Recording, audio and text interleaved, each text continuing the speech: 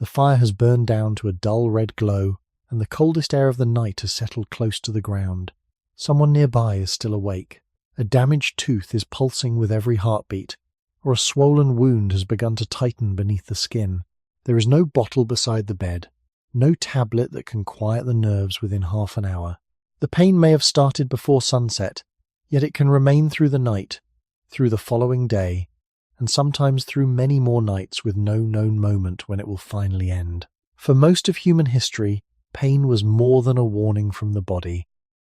It could prevent sleep, slow an entire group, and leave an injured person dependent on whoever was willing to stay beside them. People did try to control it. They observed carefully, remembered what seemed to help, and passed that knowledge forward.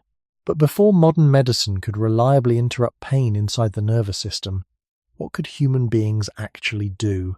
Before painkillers, what did humans use to stop pain? The embers are still red, but the flames have fallen low enough that the shelter no longer changes shape with every movement of light. Somewhere beyond the circle of warmth, the ground has cooled. Inside it, a body shifts. A damaged tooth meets the one above it, a split in the skin pulls open, or a bruised joint takes weight at the wrong angle. The first signal is sharp and narrow. Before there is time to name it, the jaw stops, the foot lifts, or the hand leaves whatever it was holding. This is one of the oldest forms of protection carried inside the human body.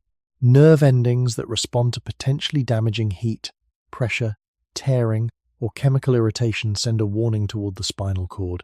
Some protective movements can begin through spinal circuits before the full experience has been assembled in the brain. The limb withdraws first. Conscious pain follows close behind. The delay is tiny, measured in fractions of a second, yet it reveals something important about what pain was doing long before anyone possessed a word for medicine. Its first task was not comfort. Its first task was interruption. It broke the movement that threatened the body and forced attention toward one small place. A person living thousands of years ago did not need to understand nerves to obey that command. Neither do you. You know the instant when a toe strikes stone and the whole body folds around it. You know the hand that reaches the injury before thought catches up.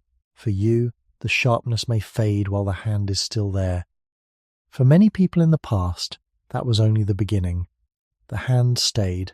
There was nothing ready to replace it. For the next few breaths, the body is busy with decisions that do not feel like decisions. Muscles tighten around the injured place. Weight moves to the other leg. The shoulders bend toward a painful arm. The tongue finds the broken edge of a tooth and then pulls away. The face changes. Breathing may stop for a moment, then return in short, guarded movements. These responses are so ordinary that they can seem almost meaningless, but each one limits further contact with whatever has just caused harm. Even the sudden stillness has a purpose. Movement stretches, cuts skin, shifts damaged tissue, grinds an unstable joint, or presses a cracked tooth against its opposite number. Stopping reduces those new signals. In the first seconds, stillness is already a kind of pain control because it prevents one injury from becoming a series of repeated injuries. The person close by may understand what has happened before seeing the wound. A dropped tool strikes the ground. A foot scrapes once through dry grass and then becomes quiet. A breath is drawn through the teeth. There is no need for a spoken diagnosis. Human groups have always depended on reading bodies quickly, though the archaeological record cannot preserve these small moments. It preserves healed bones, worn teeth, cut marks, tools, hearths, and traces of shelter. It does not preserve the hand that closed over a thumb after a flake of stone sliced it. We cannot date the first time one person pressed a palm against another person's injury. The most cautious thing we can say is that pressure, holding, and withdrawal require no prepared substance. They are available at the instant pain begins, and versions of them arise spontaneously in human beings today. The oldest answer to pain may therefore have left almost no object behind. It was an action. The air near the ground remains cold, and the embers release a faint, dry crackle. Only a few heartbeats have passed. The first sharp signal has not yet become the whole pain. Fast-conducting nerve fibers tend to carry a more immediate, well-located warning. Slower fibers contribute to the duller, burning, aching sensation that can spread after it. This is why a sudden injury often seems to arrive twice. There may be a bright point of pain at the beginning, followed by something broader and harder to ignore. The first sensation says where the danger is. The second begins to say how much of the body has been disturbed. These are useful distinctions for a nervous system trying to protect flesh, yet they offer no mercy to the person who must remain awake inside them. A sharp pain can end when contact ends. The slower ache may continue after the stone, thorn, tooth, flame, or falling branch is gone. It carries the injury forward into the next minute. During those early moments, another process can briefly alter what is felt. Acute danger sometimes recruits the brain's own systems for suppressing pain. Descending pathways can reduce the passage of some pain signals, and the body's own opioid-like chemicals are among several systems involved. This effect is variable. It does not occur in the same way for every person or every injury, and it should not be turned into the simple claim that frightened people feel no pain. What it can do is create a short interval in which escape, balance, or urgent action remains possible. Someone who has stumbled near fire may move away before the burn fully declares itself. Someone struck during a fall may stand, take several steps, and only then feel the injured joint begin to dominate attention. The body has borrowed a little time. It has not removed the damage. For people without reliable external pain relief, that borrowed time mattered.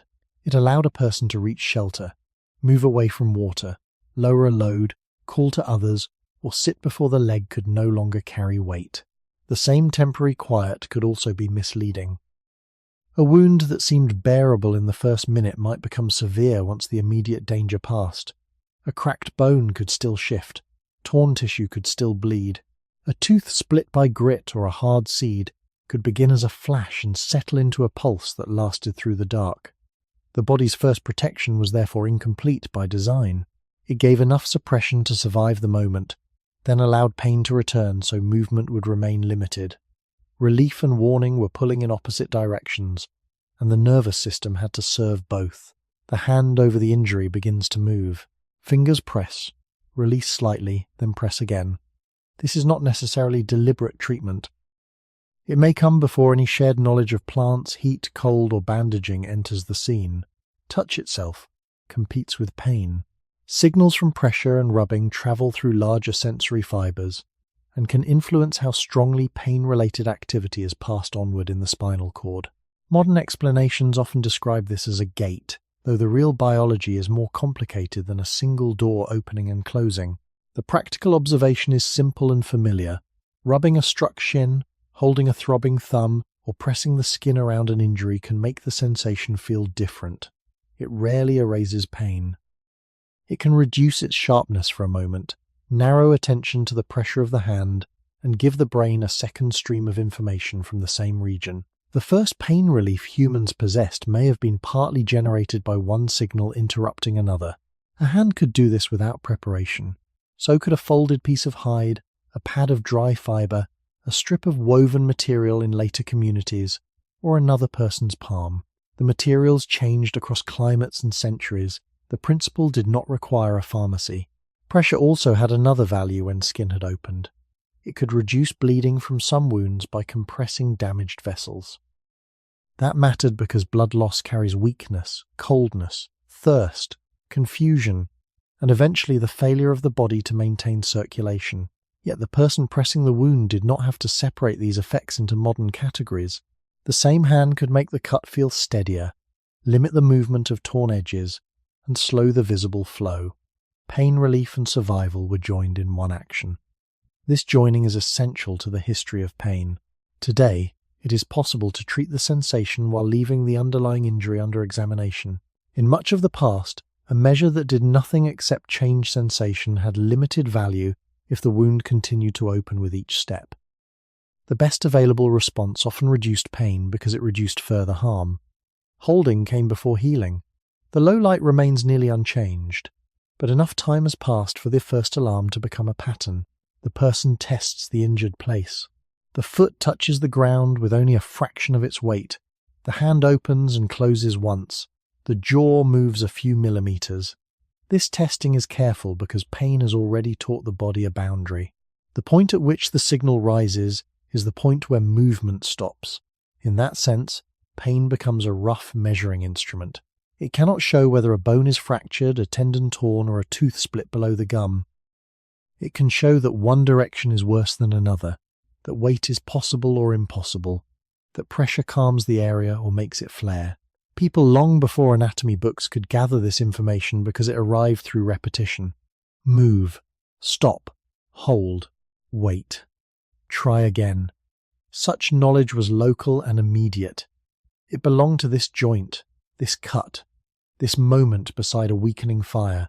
The danger lay in what pain could not reveal. Severe injuries are not always the most painful at the beginning, and intense pain does not always mean the greatest structural damage. A shallow burn can feel fierce because the skin is densely supplied with nerve endings. A deeper injury may destroy some of those endings. Shock, fear, cold, exhaustion, or altered consciousness can change the report further. The body's warning system was valuable, yet it was never a perfect map. People had to judge by other signs, whether the limb held its shape, whether blood continued to flow, whether fingers remained warm, whether the person could stay awake, whether breathing had changed. None of this required ignorance to disappear. It required careful watching. The absence of modern tools did not make earlier people careless observers. It made observation carry more weight. A companion might place hands above and below an injured area, limiting motion while the person shifted. A painful arm might be held against the chest. A leg might remain stretched on the ground rather than being tested again. These actions are difficult to recover directly from deep prehistory, so they should be described as plausible responses rooted in human behavior, not as scenes proven at a particular site. Later written medical traditions from several regions clearly record forms of binding, splinting, pressure, and wound care, but those records appear far later than the human capacity to hold an injured body still. The simple logic would have been visible whenever movement increased pain and rest reduced it. Immobility did not need to be perfect to help. Even a few minutes without repeated strain could lessen the stream of fresh signals. When another person supplied that stillness, care entered pain control from the beginning. One hand held the wrist, another supported the elbow. The injured person no longer had to contract every muscle alone. The relief might be slight, but it was shared. There is a quiet difference between touching an injury yourself and having someone else steady it. Modern studies suggest that social touch and a sense of safety can alter pain perception, though the size and mechanism of the effect depend on context. The person beside the fire would not have known the language of brain networks or descending modulation. The body could still respond to a familiar hand, a steady voice, and the knowledge that the immediate danger had passed. Pain is produced from signals traveling upward, signals traveling downward, attention, expectation, memory, and the meaning of the situation. This does not make it imaginary. It explains why the same wound can feel different when a person is alone, threatened, supported, or finally able to rest. The physical damage remains. The experience of it is shaped by the whole nervous system. This gave earlier humans one resource that did not have to be gathered from the landscape. They could change the setting around pain. They could lower the body to the ground, remove noise and movement, keep danger away, hold the injured area, and stay close enough that the person did not need to rise. None of these actions could seal a deep cut or mend a fracture in a night. They could reduce the number of reasons the nervous system had to remain at its highest alarm. The distinction is small in language and large in experience. Stopping pain completely was often impossible. Preventing it from being renewed every few seconds was achievable. The first minutes continue to pass. The warmth from the embers reaches one side of the body, while the other side remains in cooler air. Breathing has slowed. The injury has not vanished, but the person is no longer moving against it. If the pain came from a brief impact with no serious damage, this may be enough for the sharpness to begin receding. If tissue has been torn, crushed, burned, infected, or broken, the next stage is already forming beneath the skin. Damaged cells release substances that make nearby nerve endings more responsive. Small blood vessels change. Fluid begins moving into the area. The protective system that will help isolate damage and begin repair also prepares the region to become warmer, more swollen, and more tender. That process belongs to the minutes and hours ahead. It is why a wound can feel worse after the dangerous object has been removed. It is why the person who first says the injury is manageable may become unable to sleep later. For now, the hand is still the main instrument. It presses when the pain rises, loosens when pressure becomes too strong, and returns when the unguarded ache spreads. There is no measured dose. There is no promise of duration. Relief lasts only while the action continues or while the nervous system accepts the competing sensation. This makes the earliest pain control tiring. A person cannot rub a wound forever. Muscles fatigue. Attention slips. Sleep approaches and the hand falls away. If another person takes over, the relief can continue a little longer, but now someone else must remain awake. Even in these first minutes, pain has started to redistribute labor. The injured body stops working. Another body begins working for it. We cannot see that exchange in a layer of soil. We see its larger consequences much later, in injuries that healed and lives that continued.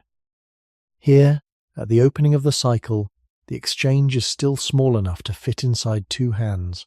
One protects the wound, one protects the person. The fire settles lower. The darkness outside the shelter no longer holds the immediate threat that caused the sudden movement. The danger has passed, yet the nervous system is not returning to silence. The first sharp line of pain is spreading into a wider ache. The muscles around it remain tight. The skin near it feels different from the skin beyond it. Soon the person will notice that each heartbeat seems to touch the injured place. That pulse will mark the next movement of time. The body has withdrawn, stopped, pressed, held and waited. Those were real forms of relief, and they were available before any prepared remedy. They could interrupt harm. They could soften a signal. They could keep torn tissue still. They could buy a few calmer breaths. They could not guarantee what happened after the first minutes. The pain is no longer arriving as a single flash. It is beginning to stay.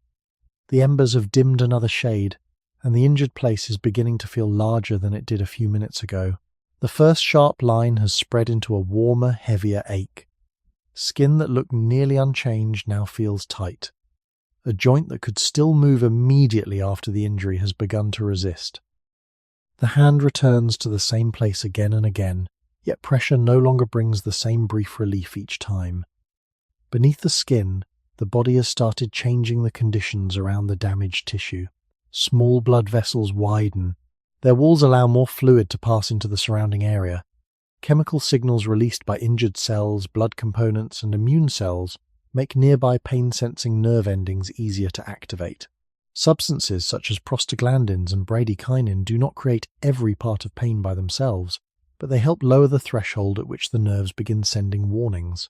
A touch that would normally feel harmless can become unpleasant. A small movement can suddenly feel too large. The injury has not necessarily grown during these minutes. The alarm around it has become more sensitive. This is one reason pain often changes after the dangerous moment has ended. The first signal points toward damage. The later sensitivity guards the area while repair begins. You know a mild version of this change. A toe struck against wood may hurt sharply, settle for a breath, then begin to throb after you sit down. A finger caught against a hard edge can seem manageable until it becomes warm and stiff. The body waits no more than minutes before starting this protective shift.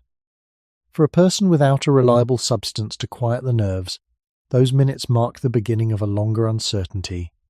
The pain had survived the first touch. It had survived stillness. Now it was finding its own rhythm. The feeling of pulsing can become one of the most difficult parts to ignore. Each rise seems to come from inside the injured place, rather than from the world outside it. It may feel tied to the heartbeat, though throbbing pain is not always a simple mechanical copy of each pulse. Swelling, changing pressure within tissue, repeated nerve activity, and the brain's attention to a rhythmic sensation may all contribute. The person does not need to know which process is responsible. The experience is enough. The body has become a clock, and every beat seems to announce that the injury remains. The sound of the fire can fade into the background. The rustle of dry grass can be heard once, then forgotten. Attention keeps returning to the same small region because pain is designed to hold it there. This can be useful when the body needs protection. It can also make rest nearly impossible. Attention is a limited resource. When pain claims enough of it, judging distance, preparing food, watching a child, keeping balance, or listening for danger all become harder. A person can remain awake and still lose part of their connection to everything beyond the injury. During these early minutes, the first deliberate response is often to reduce what the painful tissue must do.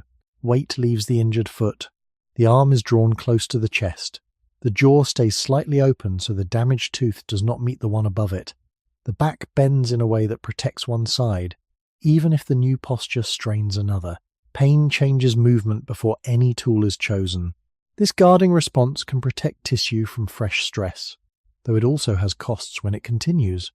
Muscles held tight for a long period become tired and painful themselves. A person protecting one knee may overload the other leg. Someone holding an injured arm against the ribs may begin to ache through the shoulder and neck. Within the first hour, the original pain can already be reorganizing the rest of the body. Earlier, people could observe these changes without knowing their modern names. They could see that walking made the bleeding start again, that bending disturbed a cut, or that a loose limb moved in a way it should not. The safest response was often to stop testing it. This was harder than it sounds. Remaining still requires food to be brought closer. It requires shelter where the person has stopped. It may require delaying travel while light, weather, or danger continues to change. The body asks for stillness, while life outside the body may demand motion. Pain becomes more than a sensation here. It becomes a negotiation between protection and necessity. If the group can pause, the injury is given time. If it cannot, every step may renew the signal. The warm area continues to swell. The skin may look redder where skin tone and light allow the change to be seen, though redness is not equally visible on every body. Heat can be felt more reliably by touch. A palm placed over the area compares it with the surrounding skin.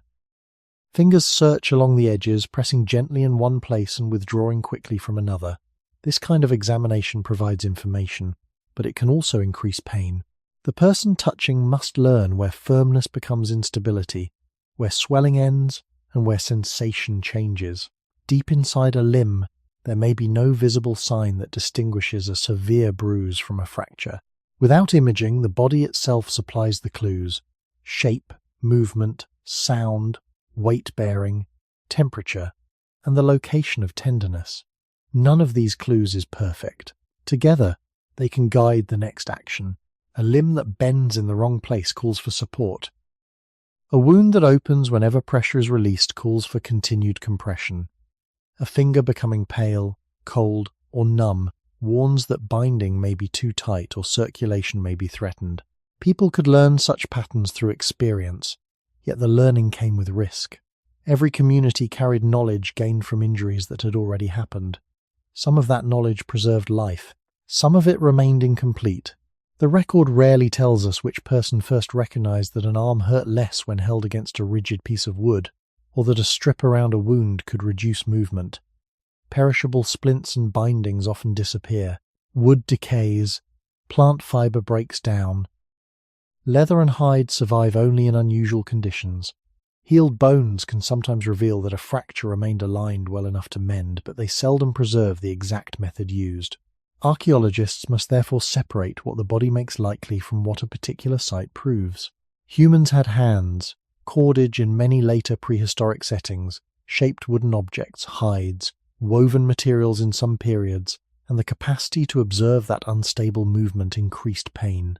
The use of support is plausible across a very long span. Its precise beginning is unknown. What matters inside this hour is the principle. Stabilizing an injured part can reduce fresh mechanical disturbance. It does not silence the nerves directly. It gives them fewer new changes to report. Pressure works in a related way when the skin has opened.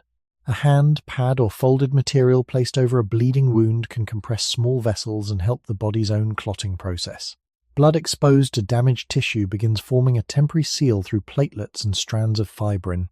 This process is complex, yet its visible result can be simple. The flow slows, thickens, and begins to darken.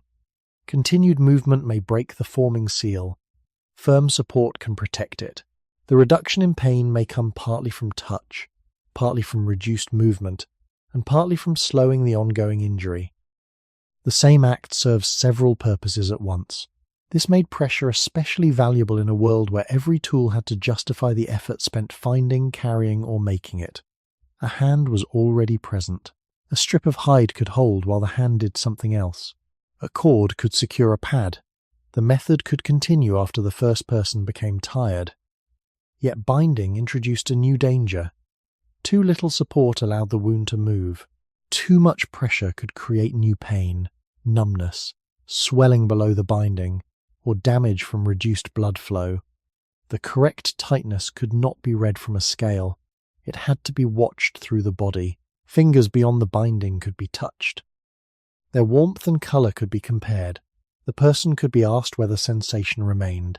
The binding could be loosened when swelling increased. These were not minor details. During the first hour, swelling might continue to rise, turning a comfortable wrap into a constricting one. Care had to change with time. The first solution could not simply be applied and forgotten. The embers settle inward, making a soft sound as a charred branch collapses. More time has passed. The injured person has remained in nearly the same position long enough for one leg to become cold against the ground. The painful area feels hot by comparison. A companion may add folded hide beneath the limb or place stones nearby to prevent it rolling. The object chosen does not have to resemble a later medical splint. It only has to reduce unwanted movement. A straight branch, a piece of bark, a bundle of reeds, or the uninjured leg itself can provide support in different settings. We cannot assign all of these materials to every regional period. Landscapes offer different resources. Treeless grasslands, forests, river margins, deserts, and cold coastal zones did not provide the same objects. The consistent element was the body's need for stability. Whatever stayed firm could become useful. Whatever rubbed, shifted, or pressed on the wrong place could make the pain worse. Trial and adjustment were unavoidable. The person was both patient and measuring instrument. Every change was judged by what the next breath, pulse, or movement revealed. When bleeding was present, the sight of it added another layer to pain. Fear and uncertainty can amplify the brain's response to injury. This does not mean the pain is invented by fear. It means that threat changes how the nervous system interprets incoming signals. A wound judged dangerous may feel harder to tolerate than the same physical signal in a place of safety. Earlier, humans could not separate emotional meaning from tissue damage any more than people can today. Blood soaking through a covering suggested that the body had not yet contained the problem. A slowing stain suggested that pressure was helping. The visible change could calm the people watching, which might calm the injured person in return. The relief still remained fragile. If the covering was lifted too soon to inspect the wound, the forming clot could be disturbed. If it was left in place while hidden bleeding continued, danger could remain unseen. Each choice carried uncertainty. There was no monitor beside the body. There were hands, eyes, breath, warmth, wakefulness, and the passage of time. These were the measures available. The pressure had to be maintained through the ache in another person's fingers. The limb had to be held while someone else fed the fire.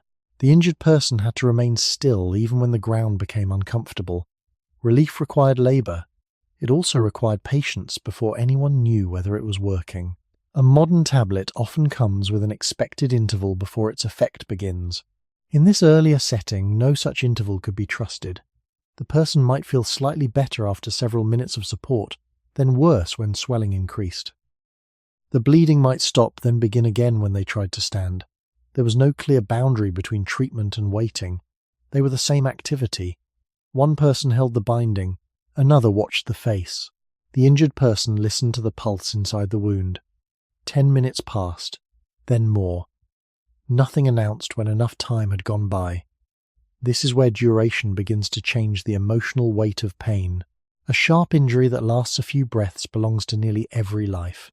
A pain that remains through the cooling of a fire begins to govern the evening. The person cannot know whether the worst has already passed.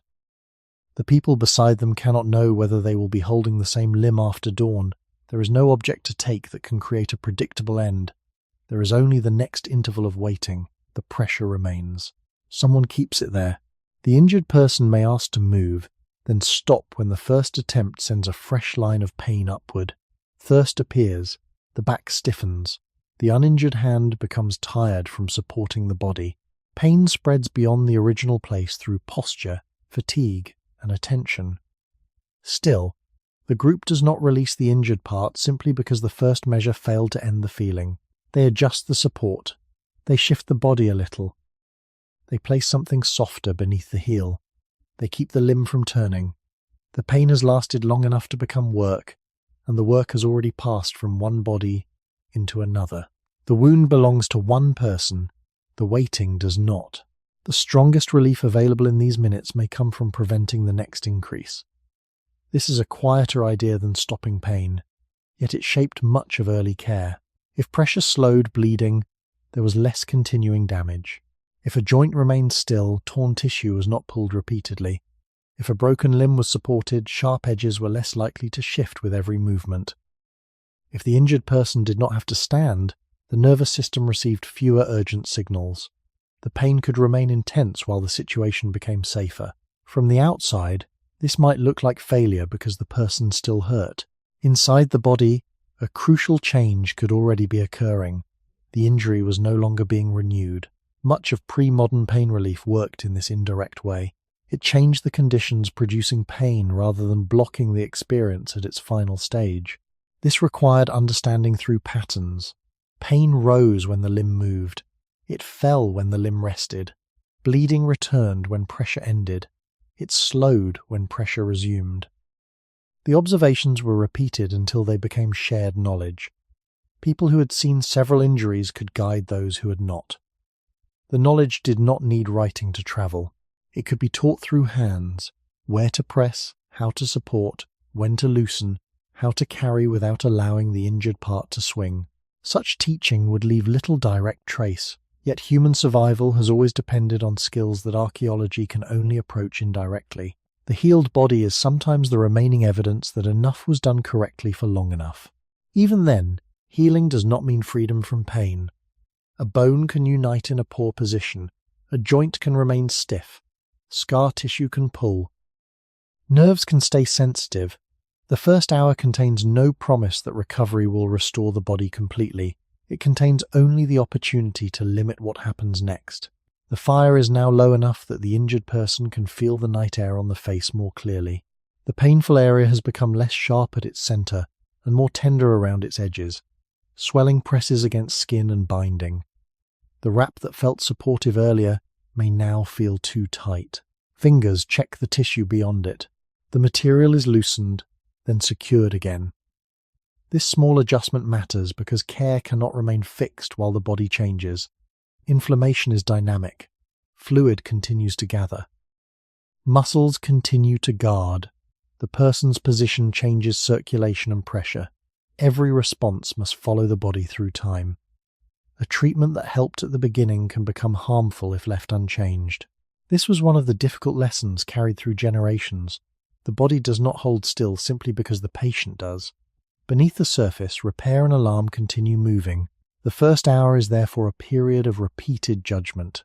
Is the pain spreading because swelling is expected, or because damage is continuing? Is numbness, relief, exhaustion, cold, or loss of circulation? Is the person quiet because the pain has eased, or because consciousness is fading? Without modern instruments, these questions had no perfect answers. The people nearby watched breathing, speech, skin, warmth, and response to touch. They tried to keep the injured person present. A familiar voice could ask for a hand to squeeze or eyes to open. Water might be brought if the person could drink safely. Covering might be added when the rest of the body became cold. In turn, pain care had already expanded beyond the painful place. The whole body needed protection from what the injury was beginning to cause. This is especially clear when the injured person was very young, very old, exhausted, or already ill. Such a person could not always explain whether pressure was too strong or whether dizziness was increasing. Someone else had to read smaller signs. The work required closeness. It required remaining beside a body through minutes that felt longer, because nothing decisive happened. There was no dramatic cure. There was support, release, adjustment, and support again. The repeated cycle could seem modest, yet it may have been the difference between a wound repeatedly disturbed and one given enough stillness to begin closing. The light from the embers no longer reaches far. The sounds beyond the shelter have become easier to hear, though the injured person notices them only briefly. Most attention remains inside the swollen place. The pain now arrives in waves of pressure, heat, and guarded movement. It is no longer the clean flash that interrupted the first action. It has become a condition the body must carry. The hand alone is no longer enough. Material has been placed beneath or around the injury. Another person has taken part of the weight. Bleeding, if it was present, is being watched. Movement has been reduced. None of this has ended the pain. It has prevented the next movement from making it larger. For the first time since the injury began, that may be enough. The body remains warm around the wound. The muscles remain tense. Each pulse still returns. The first hour is passing, and the pain is settling into the body as something that may last beyond the night. The last visible edge of daylight has gone, and the shelter has narrowed to the small area reached by the fire. Beyond it, the ground, the trees, and the path have become one dark surface. The injured person is lying on a bed of hide, dry grass, reeds, or whatever the place can provide, with a painful part supported as carefully as the people nearby know how to support it. For a little while, the position seems possible. The limb is still. The jaw is loose. The cut no longer opens with every movement. The fire gives enough warmth to keep the rest of the body from tightening against the cold. Then the first attempt at sleep begins, and the pain changes again. During daylight, attention had somewhere else to go. There were hands moving around the wound, materials being gathered, voices deciding where the body should lie, and the last necessary work of evening continuing nearby. Darkness removes much of that activity. The injured place no longer competes with the world. It becomes the clearest signal left. A pulse rises inside it, reaches its peak and falls. A few breaths later, it returns. The person shifts by the width of a hand, seeking a position that does not pull the skin or load the joint. The adjustment produces a sharper line of pain, so the body becomes still again. This is the first lesson of the night. Rest is needed, yet the movement required to find rest can renew the injury. Modern pain care often separates these problems. A person can support the damaged part, take a measured dose, and wait for a known range of time before expecting an effect. In earlier settings, even communities with knowledge of medicinal plants or intoxicating substances could not assume that a prepared remedy was present, safe for this person, strong enough for this injury, or predictable in its dose. During a sudden night of pain, the first dependable resources remained the same ones already in use: stillness, pressure, support, warmth for the uninjured body, water when it could be taken safely, and another person close enough to help. These measures could make the night more bearable. They could not promise sleep. Pain and sleep act on one another in both directions. Pain makes it difficult to fall asleep and easier to wake. Broken sleep can leave the nervous system more responsive to pain the following day. The exact mechanisms are still being studied, and they involve more than tiredness alone. Changes in attention, mood, stress systems, and the brain's control of incoming signals all appear to matter. The practical result is familiar. After a poor night, an ache that seemed limited in the evening can occupy more of the mind by morning. For the injured person near the fire, this cycle begins with the first failed descent into sleep. The eyes close, breathing lengthens, muscles around the face and shoulders start to release. Then the guarding muscles near the injury loosen by a small amount, or the body turns without conscious permission. The painful place moves. The eyes open again. No loud sound has entered the shelter. The body has awakened itself. The fire gives a low crack.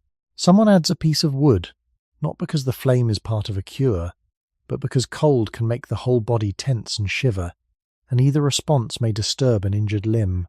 The person beside the patient checks the support. A binding that was comfortable earlier now presses against swelling. It is loosened slightly, then fixed again. The painful area is touched with the back of the fingers to compare its warmth with the surrounding skin. None of this takes long, but sleep has been interrupted before it properly began. The night is still young. A small vessel of water may be within reach. Drinking seems simple until pain has changed the body's position. Sitting up may pull the abdomen, load the arm, or force a damaged leg to move. A cracked tooth may make cool water unpleasant. Nausea after injury may make swallowing difficult. Someone else may have to raise the vessel and control the flow. This is how dependence begins, sometimes through ordinary actions becoming too costly. A person who could fetch water before sunset may need it brought a few hours later. A person who could turn freely may need another hand beneath the shoulder. Pain reduces the world to distances measured in fingers and breaths. The next comfortable position may be only a few centimeters away, yet the body cannot reach it without crossing the signal it has been trying to avoid. The sounds outside change as the night deepens. Wind moves through grass or branches. Insects continue where the temperature allows them. An animal calls once from beyond the light. Inside, the injured person counts none of these things deliberately, but each sound marks more time awake. Pain rarely remains identical from one minute to the next. It rises with movement, settles with stillness, sharpens when a binding presses, spreads when muscles fatigue, and returns when attention finds it again. This variability can create false hope. A quieter interval may feel like the beginning of relief. The person waits without moving, afraid to test it.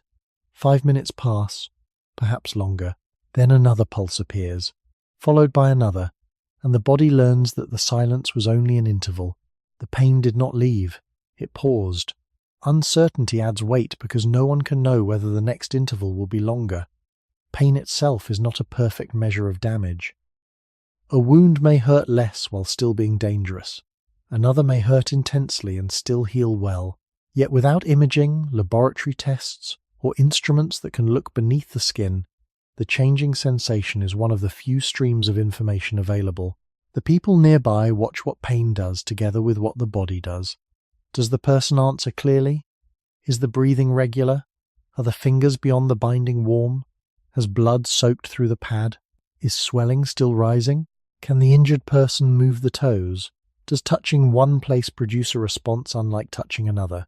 These observations cannot remove uncertainty. They can reveal when the situation is changing. Care through the night, therefore, becomes a sequence of small comparisons. Warmer or colder, more alert or less, drier or wetter, steadier or weaker. The watcher does not need a written scale. Memory supplies the earlier state. The body before the last piece of wood was added is compared with the body now. This kind of attention is slow work. It cannot be completed and set aside. A person must wake, look, touch, listen, and decide whether to disturb the patient again. Too much checking prevents rest. Too little may allow a dangerous change to pass unnoticed. The injured person also faces the practical limits of the group around them. Firewood is limited. Morning work will still need to be done. Children may be sleeping nearby. The group cannot suspend every need indefinitely. Yet a person with a fresh injury may require someone to remain close through the darkest hours. The pain of one body begins consuming the rest of another. One person sleeps in shorter intervals because they must tend the fire, adjust the support, offer water, or help the patient relieve themselves without standing. The injury has created a second wakeful body. The person in pain is no longer alone inside the night, but relief now has a cost measured in someone else's lost sleep. The fire burns down again. The air near the floor cools first. The patient has been awake long enough for the back, hip, or shoulder against the bedding to begin aching from pressure. This is a different pain, duller and wider, produced by the attempt to protect the original injury. Changing position would help the new ache but might disturb the wound, joint, or tooth. The body must choose which discomfort to increase. A folded hide is pushed beneath one side. A bundle of grass is moved. The adjustment helps for a while. These modest changes matter because earlier pain care often worked by removing one aggravating factor at a time. The ground was made softer. The limb was prevented from rolling. Cold was kept from provoking, shivering. Thirst was answered. The painful area was touched only when necessary. No single measure stopped the pain. Together they reduced the number of new signals arriving around it. The approach was patient and intelligent, but it remained limited by what could be changed. The injured tissue was still injured. Inflammation was still increasing. If infection had already entered a wound, no arrangement of bedding could remove it. If a tooth had cracked into its sensitive inner tissues, keeping the jaw still could not restore the tooth. If a fracture remained unstable, one careless turn could bring back the first sharp alarm. Doing everything available did not create control over the outcome. It made the waiting more survivable. Much of the distance between modern and ancient pain lies here. A person today may still spend a terrible night in pain. Modern medicine does not guarantee relief, and access to care remains unequal. The difference is that many people now live with the expectation that some next step exists. Another dose within a safe limit, a clinic, an injection, an image, a dentist, a surgeon, or emergency care. For most people through most of the human past, the night did not contain such a dependable next step. There might be a skilled healer nearby. There might be plant knowledge within the group. There might be a substance that dulled sensation or brought sleep. None of these possibilities produced the measured certainty of a modern tablet. Strength varied, preparation varied. The cause of pain might make the remedy useless. A substance that calmed one person could sicken another. A useful plant could be out of season, far away, already consumed, or unknown in that region. The body could not be promised relief merely because knowledge existed somewhere. The immediate reality remained local. What was beside the fire was what could be used. What was absent could not be reached in darkness without leaving the injured person and accepting other risks. The night closes around available choices. The watcher can support the limb. The watcher can maintain pressure, keep the person warm, offer water, speak quietly, and wait for the body to change. The watcher cannot tell the nerves to become silent. There is no measured object to swallow and no reliable moment after which everyone expects the pain to fall. There is no guarantee that dawn will end it. There is only the next breath, the next pulse, and the next attempt to rest. The person closes their eyes again. The pain remains. Someone stays awake. Hours have now passed since the injury. Nothing new strikes the body. No fresh wound is made. The suffering comes from duration. A sensation designed to force immediate attention continues after all available attention has already been given. The body has stopped moving. The wound has been supported. The bleeding may have slowed. The fire is kept alive.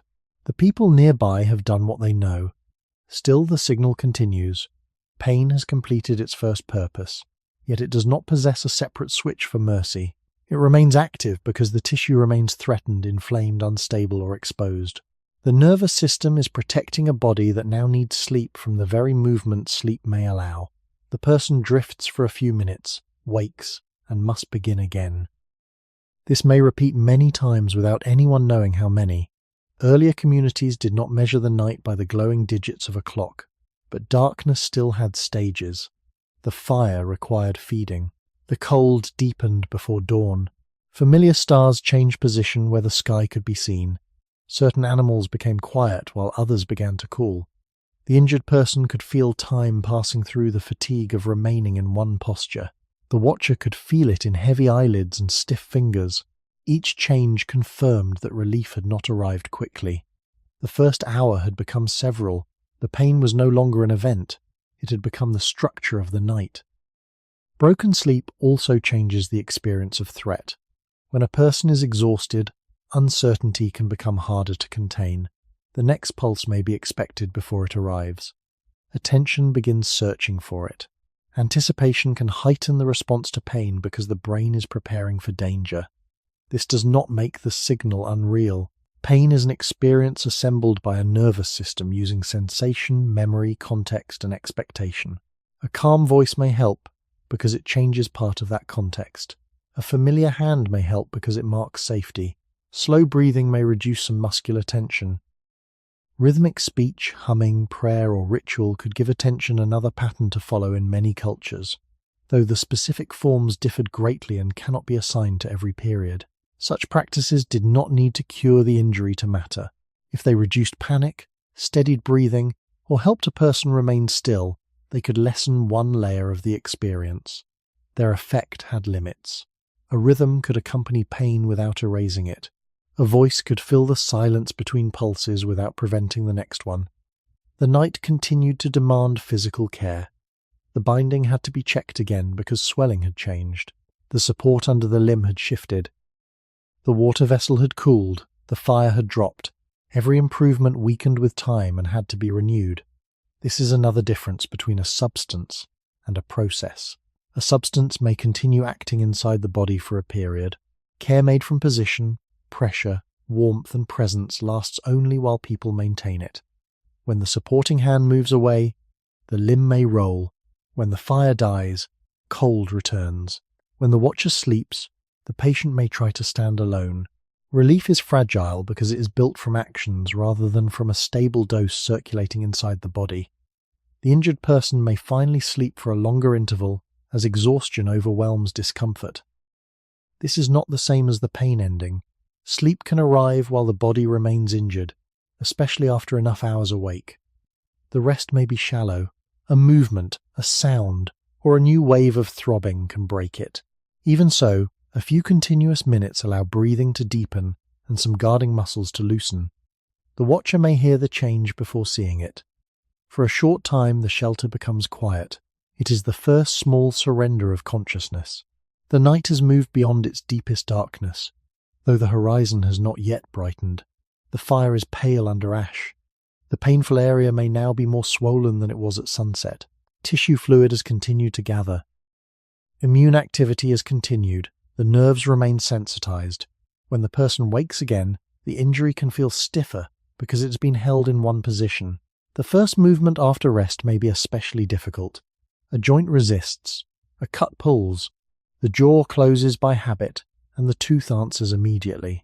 Sleep has given time to the body, but time has also allowed inflammation to develop.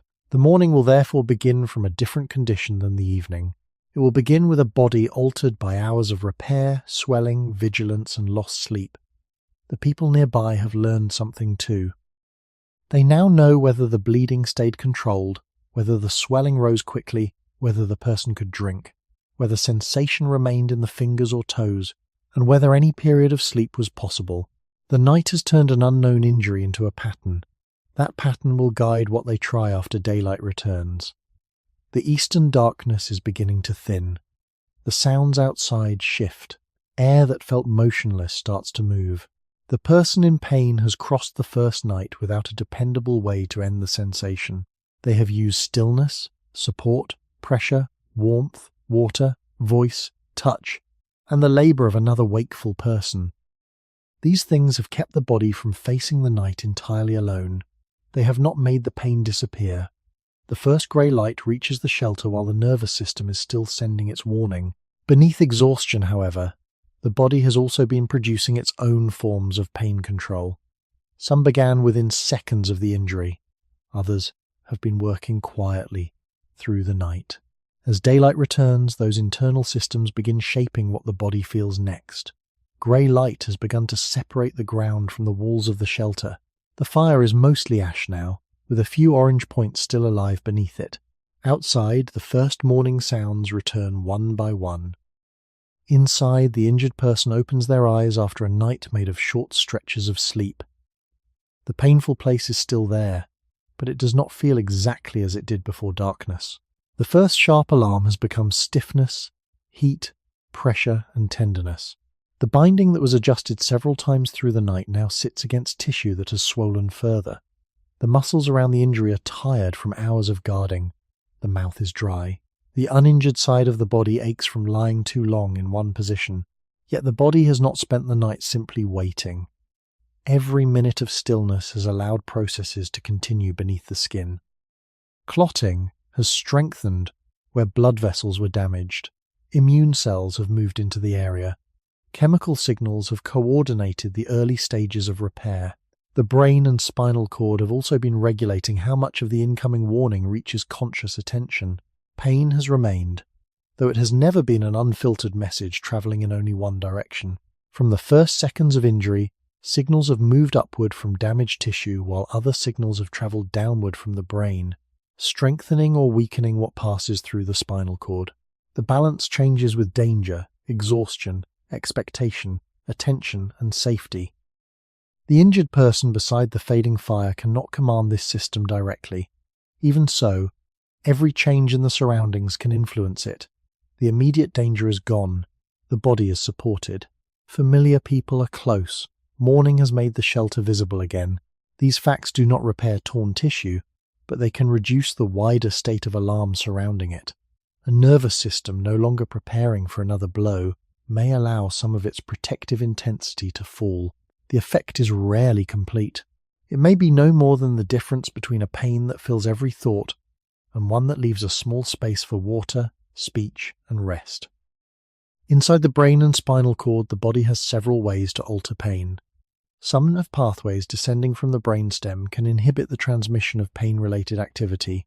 The body also produces opioid peptides, including endorphins and related substances, that bind to receptors involved in pain regulation. These systems are part of ordinary human biology.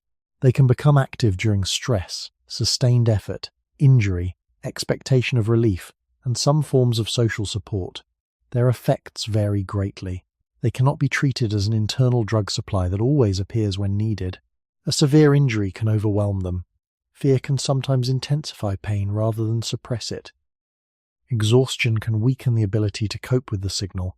Still, the existence of these systems means that the body has never been entirely passive in the presence of pain. Long before anyone extracted a substance from bark or prepared a sleeping drink, the nervous system was already producing limited relief from within. The people nearby could support these internal changes without knowing their names. They could move the injured person away from danger. They could reduce unnecessary noise and movement. They could support the limb, so the muscles no longer had to hold it rigid by themselves. They could keep the body warm enough to prevent shivering. They could speak in a steady voice and make the next few minutes predictable. Each action removed one reason for the nervous system to remain at its highest level of warning. There was no theory written beside the bed. There was repetition. A person who rested in a protected place sometimes breathed more slowly. The face softened. The hand stopped gripping the bedding. The pulse of pain remained, yet the body around it became less tense. People could see the difference. They remembered it. They made the shelter quieter again the next time someone was hurt. They kept a child close. They prevented others from stepping over a painful leg. They placed water within reach. They learned that the injured person did better when they did not have to defend the space around their own body. They did not understand descending inhibition. They still created the conditions in which it could work. Morning light reaches the binding, making its surface easier to examine. The material is removed slowly because dried blood or fluid may have attached it to the skin. Pulling too quickly can disturb the forming seal and produce a fresh line of pain. Water may be used to soften the material where water is available, and considered safe enough for the purpose. The wound beneath can now be seen more clearly than it could by firelight. Swelling has raised the edges. The area is warm. The skin around it may be tender beyond the visible damage because inflammatory chemicals have sensitized nearby nerves. This sensitivity is called peripheral sensitization in modern physiology. Nerve endings close to the injury respond more strongly than before. Pressure that would have been ordinary yesterday now feels painful. The body has widened the protected zone around the damage. This serves a purpose. A person who feels pain before direct contact reaches the wound is less likely to strike, stretch, or load it again. The cost is that bedding, clothing, a supporting hand, or even the weight of the limb can become difficult to tolerate. The same system that protects the injury also expands the experience of pain. Inflammation is often spoken of only as a problem, yet the early inflammatory response is part of healing. Blood flow increases. Immune cells arrive to remove damaged material and respond to contamination. Chemical signals guide later repair. Without this activity, ordinary wounds would not close in the same way. The difficulty is that inflammation does not distinguish between useful discomfort and unbearable discomfort. It creates heat, swelling, tenderness, and stiffness, because these changes help isolate and protect damaged tissue. The injured person experiences the price of that protection directly. A swollen ankle resists movement. A cut finger becomes difficult to bend. A damaged tooth may throb because inflammation occurs within a confined space where pressure cannot spread easily. A deep bruise can become more painful on the morning after the impact, even when no new injury has occurred. The body is not failing when this happens. It is carrying out a defense that feels like another attack. This is one of the oldest contradictions in pain. Healing begins by making the injured place harder to use. The people around the patient can observe the contradiction without understanding immune cells or prostaglandins. They see that rest reduced fresh bleeding during the night, while the region became more swollen by morning. They see that stillness helped and also produced stiffness. They see that the person survived the dark hours, yet now cannot place weight on the limb. The response must change with the body. A binding is loosened, a support is moved, the skin beyond the injured area is touched to check warmth and sensation. The person is given time before any attempt to sit or stand. These adjustments are forms of cooperation with the body's own protection. The aim is to keep the damaged part quiet without trapping it under pressure that creates a second injury. The correct balance is discovered through careful contact. The patient reports where the pain rises. The helper watches the face, the breath, and the movement of the fingers or toes. Relief may come from a few centimeters of change. A heel is lifted from hard ground. A folded hide is moved beneath the calf. A shoulder is supported so the injured arm does not pull downward. The body's own pain control is often strongest when it no longer has to fight avoidable strain. After water is taken, breathing settles again. Thirst can increase discomfort because dryness, weakness, and effort add new signals to the same exhausted nervous system. Food may be harder. Pain can suppress appetite, and nausea may accompany injury, blood loss, fear, or lost sleep. Chewing may be impossible when the source is a tooth or jaw. The group may offer something softer, a broth in later cooking traditions, mashed roots, softened grains where these foods existed, or small pieces requiring little effort. No single menu belongs to every period or landscape. The principle is more stable than the ingredients. The injured person needs energy and water while being less able to obtain them. Another person reduces the effort required. This does not block pain directly. It prevents hunger, thirst, and exertion from joining it. The nervous system receives fewer competing reasons for alarm. A small meal can also change the way weakness is experienced. The patient may become more alert, speak more clearly, or tolerate a later adjustment of the support. These improvements can be mistaken for the injury itself becoming safer. Careful observers learn to separate temporary strength from structural recovery. A person may feel better after rest and food, then discover that the limb still cannot carry weight. The body can improve in one way while remaining damaged in another. Morning care therefore proceeds slowly. Standing is not the first test. The fingers move, the toes move, the joint is approached without forcing it. Weight is added only if the body allows it. Pain becomes information again, though everyone now knows that the information is incomplete. The first night has taught them that a quiet interval does not guarantee an end. The sun rises higher, warming the entrance of the shelter while the interior remains cool. The patient has been awake long enough for the pain to change with attention. When people speak nearby or prepare food, the sensation may recede slightly from the center of awareness. When the activity stops, it becomes clear again. Attention does not create the injury, yet it changes how much mental space the injury occupies. The brain is constantly selecting which signals deserve priority. Novel danger, uncertainty, and fear pull pain forward. Familiar sounds and predictable care can allow it to move back. This is why distraction has always had some value. A story, a repeated song, quiet conversation, the movement of hands performing ordinary work, or watching daylight enter the shelter can compete for attention. The effect has limits and differs among people.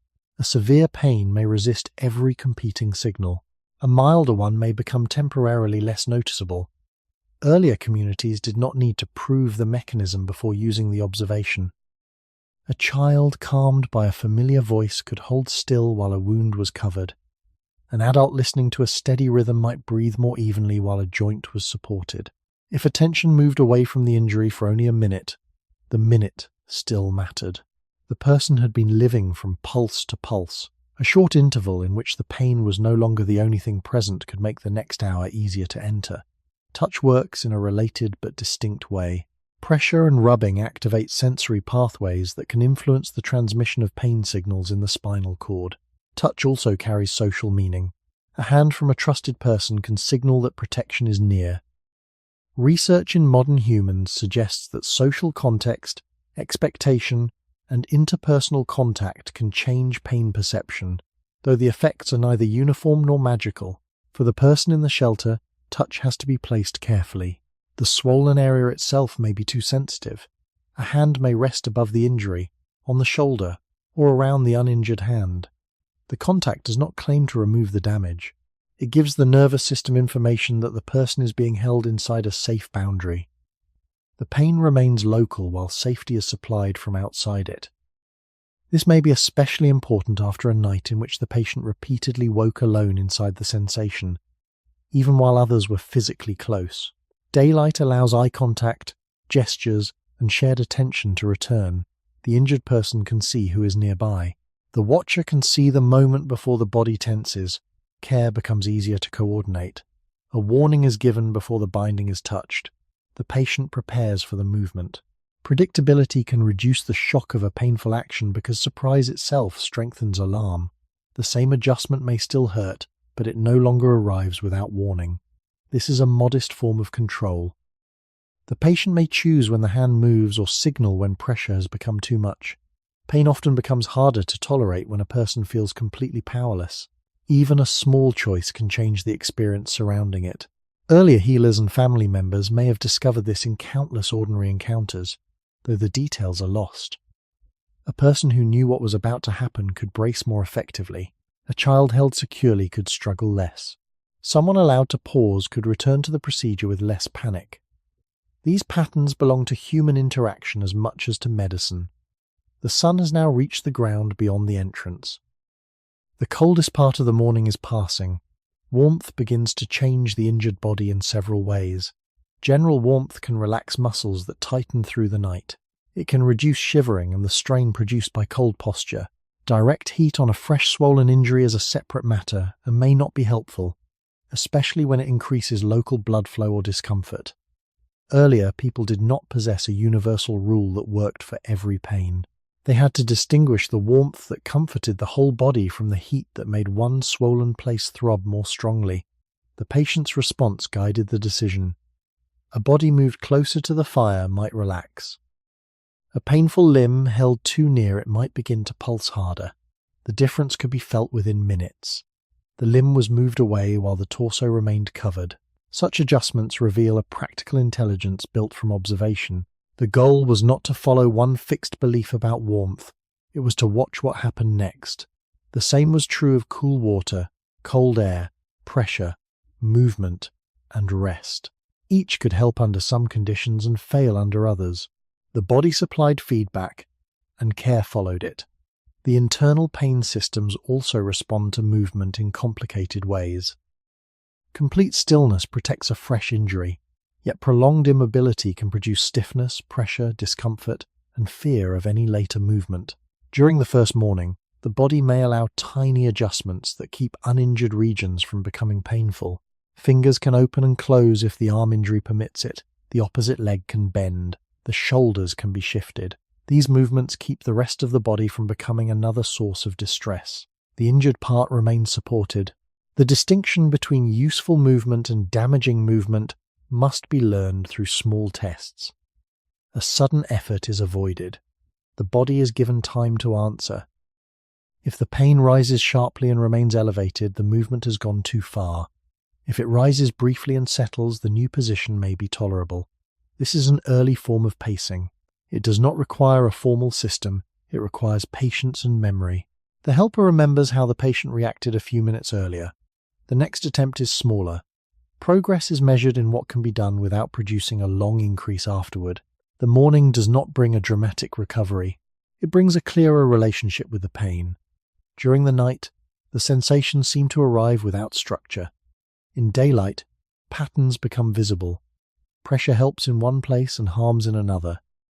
Support reduces the deep ache. Cold air makes the muscles tighten. A familiar voice steadies the breathing. Water improves alertness. A sudden movement produces a sharp return. These patterns give the group something they did not have at sunset: a rough map of what the body will tolerate. The map is incomplete, yet it allows care to become more precise. This is how practical knowledge grows. One injury teaches that a swollen binding must be loosened. Another teaches that an unstable limb hurts less when secured on both sides. A toothache teaches that chewing on the opposite side delays the next burst. A burn teaches that contact with rough material is intolerable even after the heat source is gone. Such observations can pass from one person to another without anyone knowing the names of nerves, receptors, or inflammatory mediators. The knowledge remains attached to actions. Hold here. Do not bend it. Move the bedding first. Give water slowly. Warn before touching. Let the person rest. Each instruction helps the body's own regulatory systems by reducing surprise, strain, and threat. By late morning, fatigue from the lost night begins to pull at everyone. The injured person has slept only in fragments. The watcher has slept less. Pain sensitivity can increase after sleep loss, while patience, attention, and judgment may weaken. This creates a quiet danger. The body needs continued care at the same time that the people providing it are becoming less able to give careful attention. Tasks must be shared where the group is large enough. Someone else takes the place beside the patient. Water is replenished. The fire is rebuilt for cooking. The original watcher lies down for a short rest. Care moves from one body to another, allowing it to continue beyond the endurance of a single person.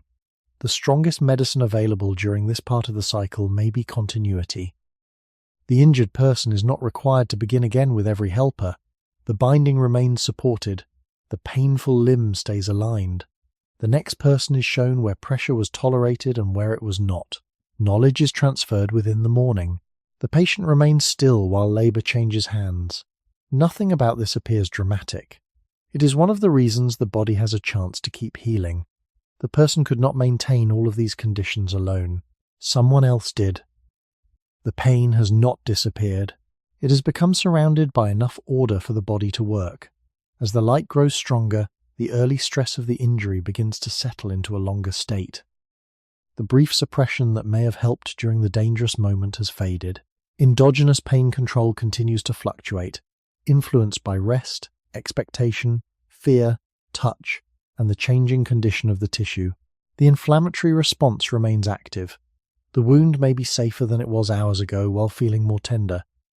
This distinction is difficult because people naturally use pain as a measure of danger.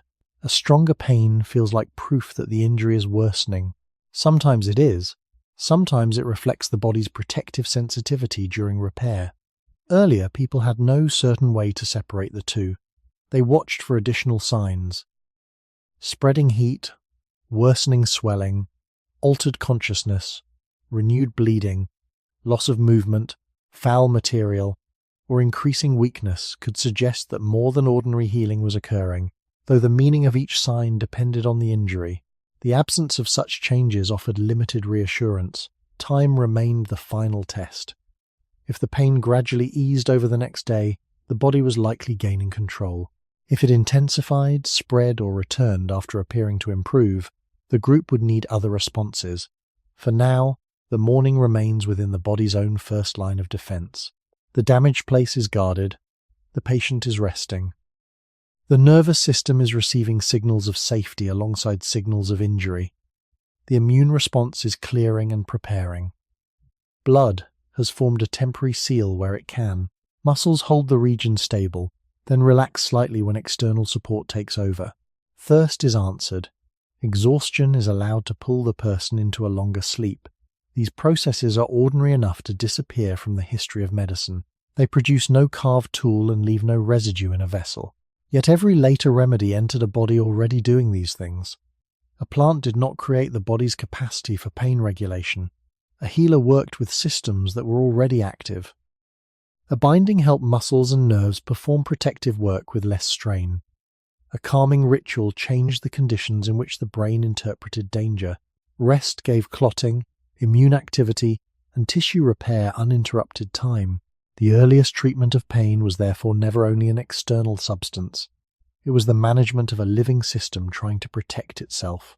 Near midday, the entrance is bright enough that the shelter no longer feels closed around the patient. The first night has ended fully.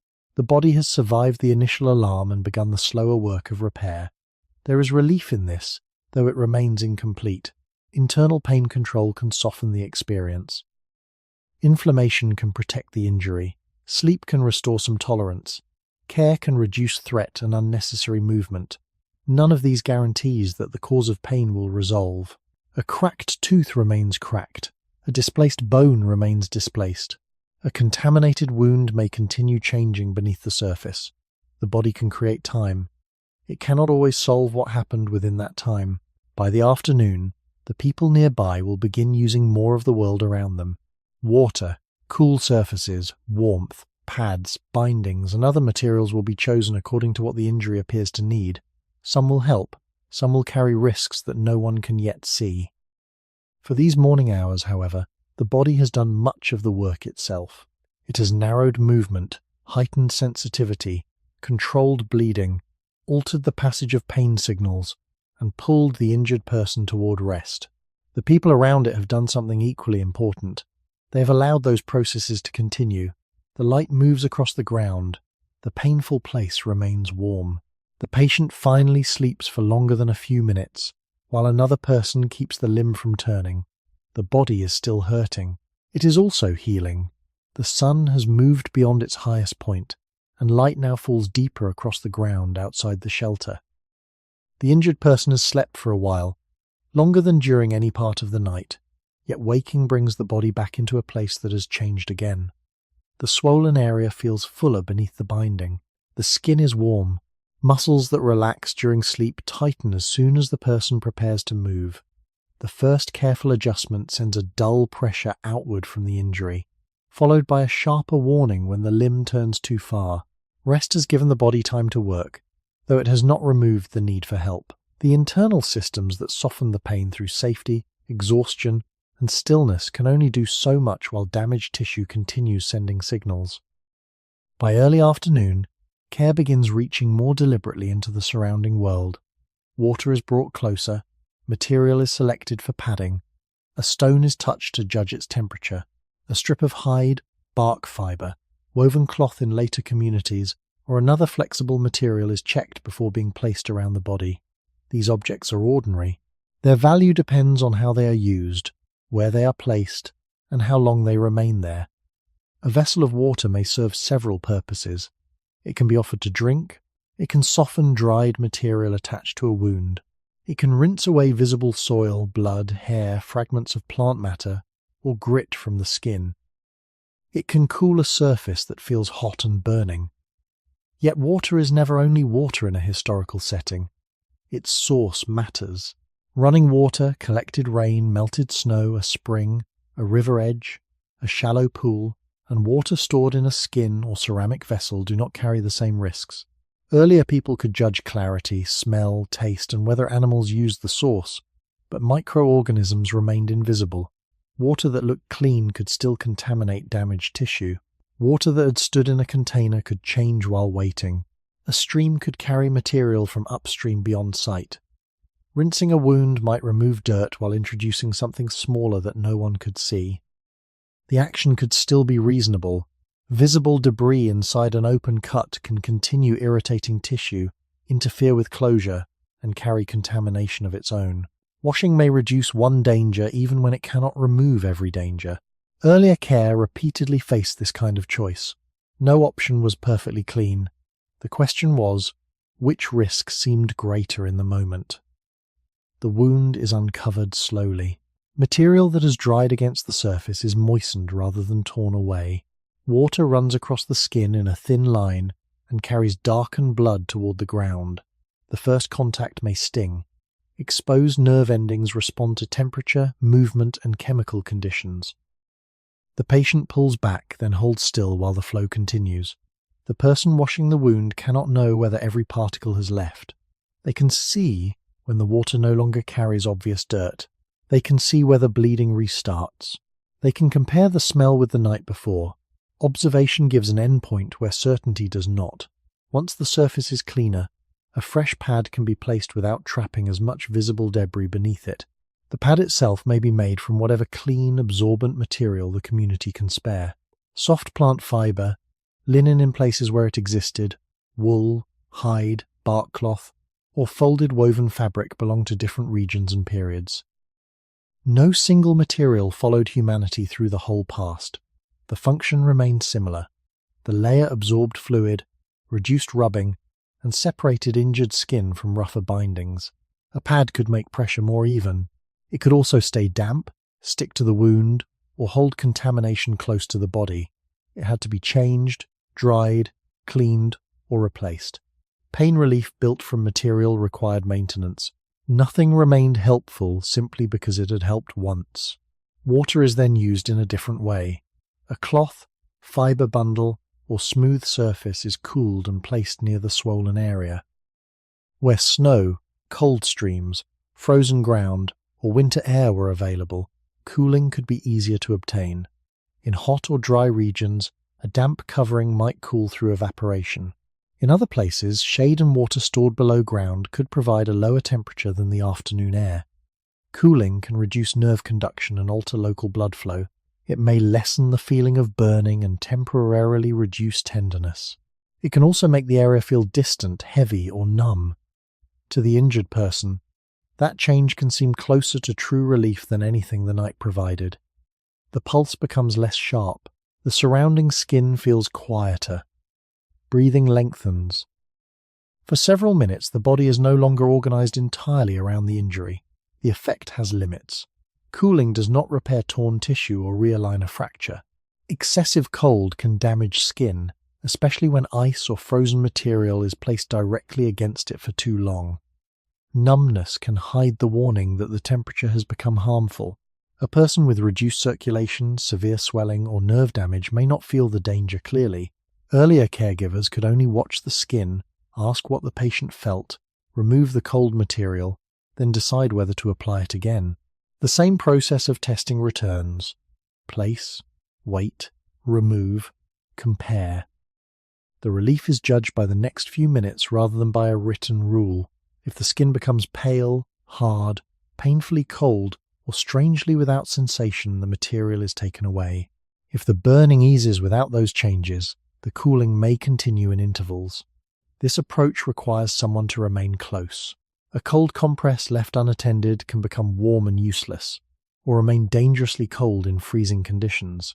Another person must renew it, turn it, or remove it. The patient may be too tired to notice when relief has crossed into injury. The afternoon passes through repeated applications. The first contact is strong. The effect weakens as the material takes on body heat. It is cooled again. Each cycle offers a temporary narrowing of pain, followed by its gradual return. This repeated rise and fall teaches the group something important. Cooling can change sensation without changing the underlying cause. When the cloth is removed, the injury is still present. The body has been given an interval, not an ending. The interval still matters. A person may drink, eat, or sleep during it. A binding can be adjusted with less resistance. The muscles around a painful joint may release enough to permit better support. Relief that lasts only minutes can still be used to perform care that would otherwise be impossible. Heat offers a different kind of comfort. General warmth from fire, sunlight, heated bedding, or warmed stones can relax muscles that have tightened around an injury. A sore back from lying through the night may ease when warmth reaches it. An uninjured shoulder carrying the weight of a damaged arm may soften. In cold weather, warming the whole body can prevent shivering from moving a painful limb. Heated stones wrapped in material, warm water in a vessel, or a place nearer the fire could provide steady warmth where the environment allowed it. The danger lies in treating every pain. As if warmth means healing, fresh swelling may throb more strongly when heated. Skin already numb from injury may burn before the patient recognizes what is happening. A stone that feels safe to the caregiver's palm may be too hot when left against the same patch of skin for a long period. Fire creates uneven temperatures. One side of a stone may be warm while another remains hot enough to injure. A wrapped object can retain heat after the outer material feels cooler. The patient may fall asleep while exposure continues. The tool that relaxes one muscle can damage the skin above it. Earlier, people could reduce this risk by wrapping warm objects, moving them, checking the skin, and keeping distance from the flame. Experience could teach that warmth belonged beside some pains and away from others. The distinction would never be perfect, because injuries that feel similar may have different causes. A tight muscle, a deep bruise, an infected wound, and a fractured bone can all produce aching. The surface cannot always reveal what lies beneath. A caregiver may apply warmth because it helped the last person with a similar complaint. The patient may feel easier for an hour because muscles relax. Beneath that relief, swelling or infection may continue. The immediate response can mislead. This is one of the hidden prices of pain relief. A method can make the person feel better without making the body safer. When pain is the main guide available, reducing it may remove part of the warning while leaving the danger untouched. That does not make relief foolish. It makes the decision harder. A person needs rest and stillness, yet also needs enough sensation to know when tissue is being harmed. The group must use pain as both enemy and messenger. They try to quiet it without silencing the information they still need. The afternoon light has begun to lose some of its brightness. A warm object is placed beside the patient's back while the swollen limb remains away from direct heat. This separation shows knowledge refined through observation. Different parts of the body can need opposite conditions at the same time. The cold material near the injury reduces burning. The warm hide around the torso prevents the rest of the body from becoming tense. Care is adjusted region by region. The patient is not treated as one temperature. The injured place has its own needs. The tired muscles beyond it have others. Pressure remains part of nearly every response. A pad held over a wound can slow renewed bleeding. A broad wrap can reduce movement and create a feeling of security around a painful joint. Hands placed on either side of a limb can prevent sudden turning. Pressure also competes with pain signals and gives the patient a clear boundary around the injured area. Yet pressure is difficult to dose. Swelling continues beneath the binding while the material does not expand. A wrap that was correct before sleep may be too tight after an hour. Knots create small zones of concentrated force. A strip can cut into the skin when the limb rests against hard ground. Uneven padding can push a fracture or bruise from one side. The patient may ask for tighter wrapping because compression feels reassuring at first. Several minutes later, fingers begin to tingle. The hand beyond the wrap feels cooler. The skin changes color. The binding has started creating a new problem while trying to control the first. Careful observers loosen it. Warmth and sensation return. Pain may increase briefly as pressure is released, then settle. The lesson is remembered. A binding must be checked beyond the painful area, not only over it. Fingers and toes reveal what the covered tissue cannot show. Their warmth, movement, color, and sensation become signs of whether the support is helping or constricting. These checks can be repeated when the sun moves, when the patient sleeps, after drinking, or whenever swelling changes. The procedure is simple enough to pass through demonstration. Touch here. Ask whether this finger feels the same. Compare both feet. Loosen the strip when the skin below it becomes swollen. Such knowledge does not require writing to become precise. Repetition can make hands skilled. It can also preserve errors. A method learned from one successful injury may be applied to another injury where it does not fit. Tight compression that helped control a bleeding cut may be harmful over a badly swollen limb. Heat that soothed an old muscle pain may intensify a fresh burn. Cold that calmed a bruise may conceal damage when left too long. Water that cleaned visible soil may carry contamination. Each tool holds two possibilities. Earlier, people were not choosing between knowledge and ignorance. They were choosing inside incomplete knowledge, using outcomes that could be observed only after the choice had already been made. The patient may feel better enough to attempt standing. Cooling has narrowed the pain. The binding gives the joint a sense of firmness. Two people support the body while weight is transferred gradually. For one breath, the injured foot touches the ground. The pressure rises deep inside the swollen area. The body pulls away before full weight arrives. No second attempt is made immediately. The relief had changed the sensation at rest, not restored the structure needed for movement. This distinction becomes clear only when the limb is tested. The patient returns to the bedding, the support remains useful, but the hope attached to it has to become smaller. The method has helped. It has not returned the body to work. A group dependent on daily movement feels this difference quickly. Water still has to be carried. Food still has to be gathered, prepared, or shared. Fuel still has to be collected. Children still need watching. An injured adult who cannot stand leaves a space inside the day's labour. Someone else must fill it while also maintaining care. The materials used for relief require their own work. Water must be fetched. Fibre must be cleaned or replaced. Fire must be kept at the right strength. Stones must be warmed, cooled, wrapped, and checked. A binding must be removed and tied again. Pain treatment before prepared medicine often consumed time because every effect had to be created by repeated action. The person receiving care rests because other people do not. The cost spreads quietly through the group. The injured person may hear the work continuing outside while remaining unable to join it.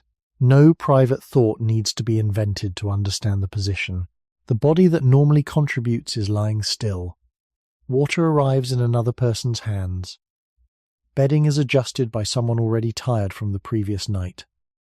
The patient cannot shorten the task by deciding to recover faster. Healing keeps its own pace.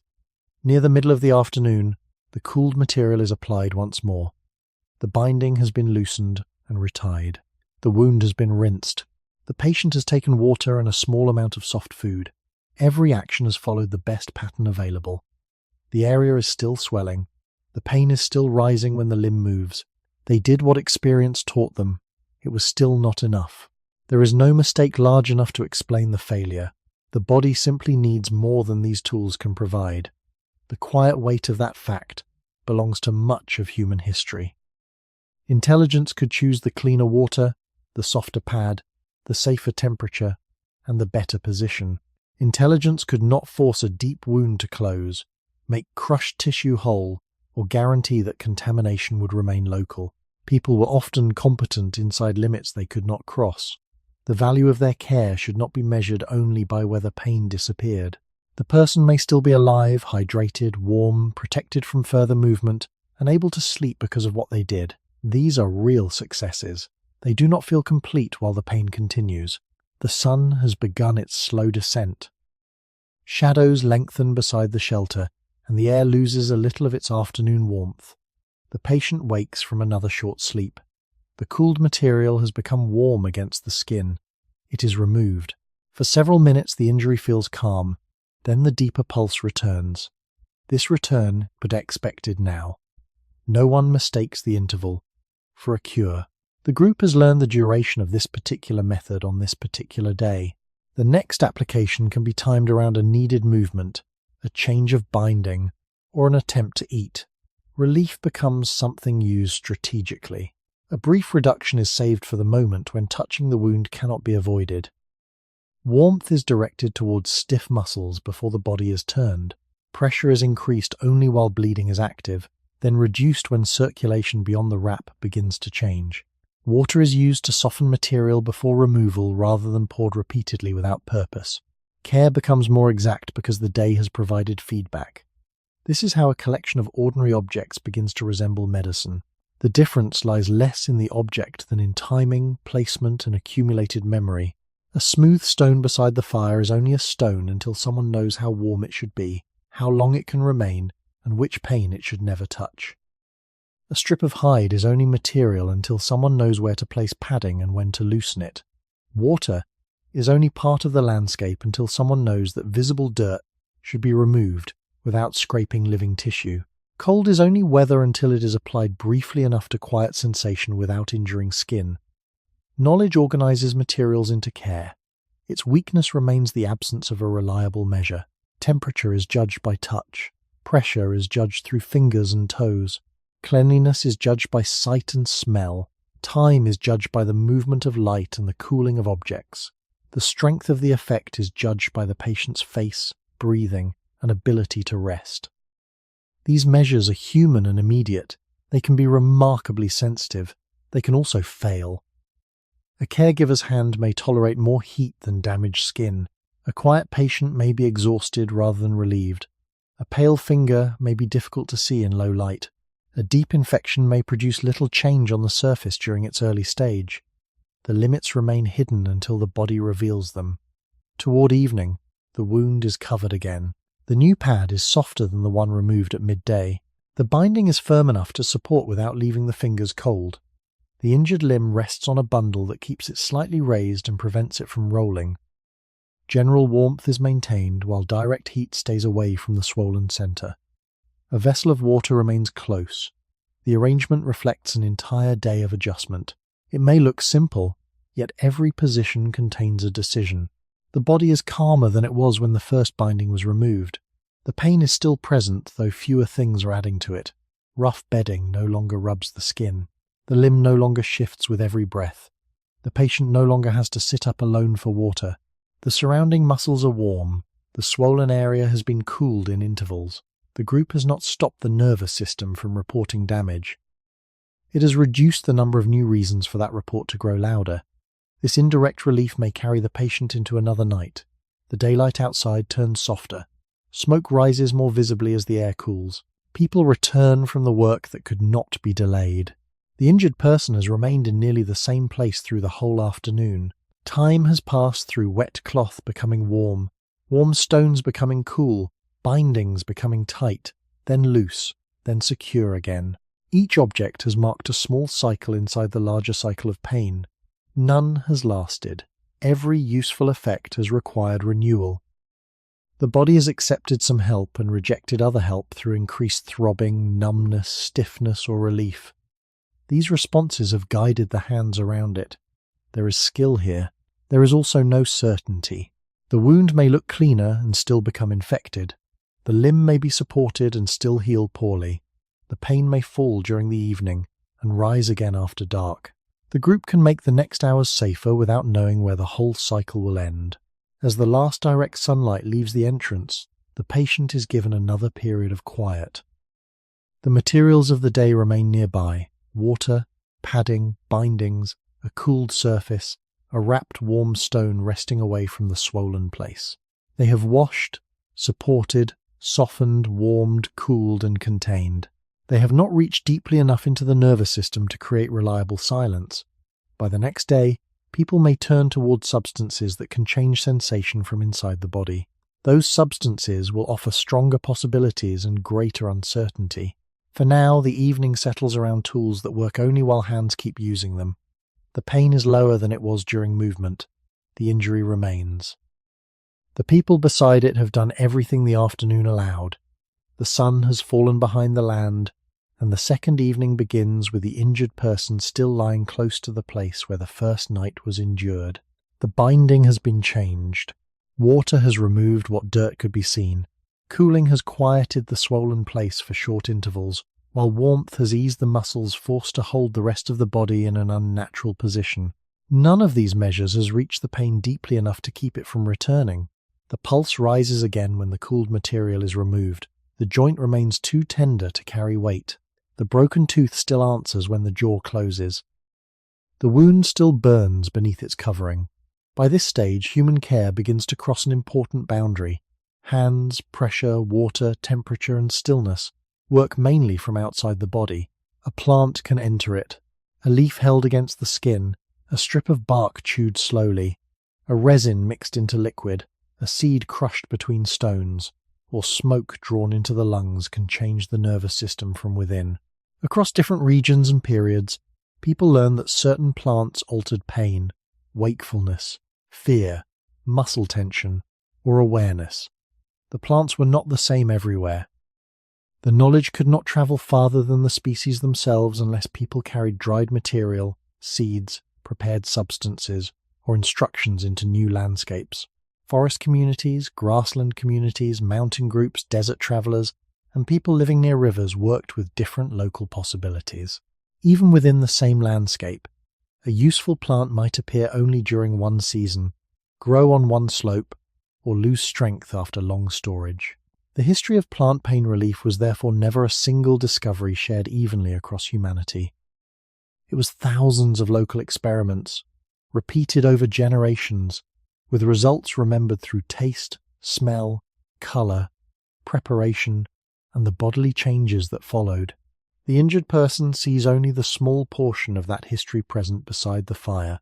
Someone has brought a piece of bark, a bundle of leaves, dried material kept in a pouch, or a thick substance scraped from a plant. The exact object depends on where and when the evening occurs. Archaeology rarely preserves a complete chain from plant gathering to pain relief, especially when leaves, fibers, wooden vessels, and bodily fluids decay. Later written medical traditions describe many plant preparations, and chemical analysis can sometimes identify residues in ancient containers, yet these forms of evidence remain uneven. A plant found near human remains does not automatically prove that it was used against pain. A substance known to have pharmacological effects does not prove that every community understood or used those effects in the same way. The safest conclusion is broader. Human beings repeatedly discovered plants capable of changing pain and consciousness because the effects of some species are strong enough to be noticed without modern instruments. A person becomes drowsy. A burning sensation becomes distant. A swollen place feels less sharp. A rigid muscle releases. A patient who could not sleep finally closes their eyes. Such changes are visible to everyone nearby. The method begins with recognition. Useful plants often have distinctive features: a bitter taste, milky sap, aromatic leaves, resinous bark, unusual seeds, or a smell released by crushing. These features help memory, though they do not guarantee safety. Two plants can look similar while producing very different effects. One part of a plant can be useful while another is weak or dangerous. Leaves collected young may differ from old leaves. Bark taken during one season may contain a different concentration of active compounds than bark taken during another. Soil, rainfall, sunlight, disease, storage, and preparation all change what reaches the body. Modern manufacturing tries to control these variations by identifying active compounds and measuring them precisely. Earlier preparation began with a living organism whose strength had never been perfectly uniform. The hands preparing the remedy could be skilled. The material itself remained variable. A piece of bark is broken into smaller fragments.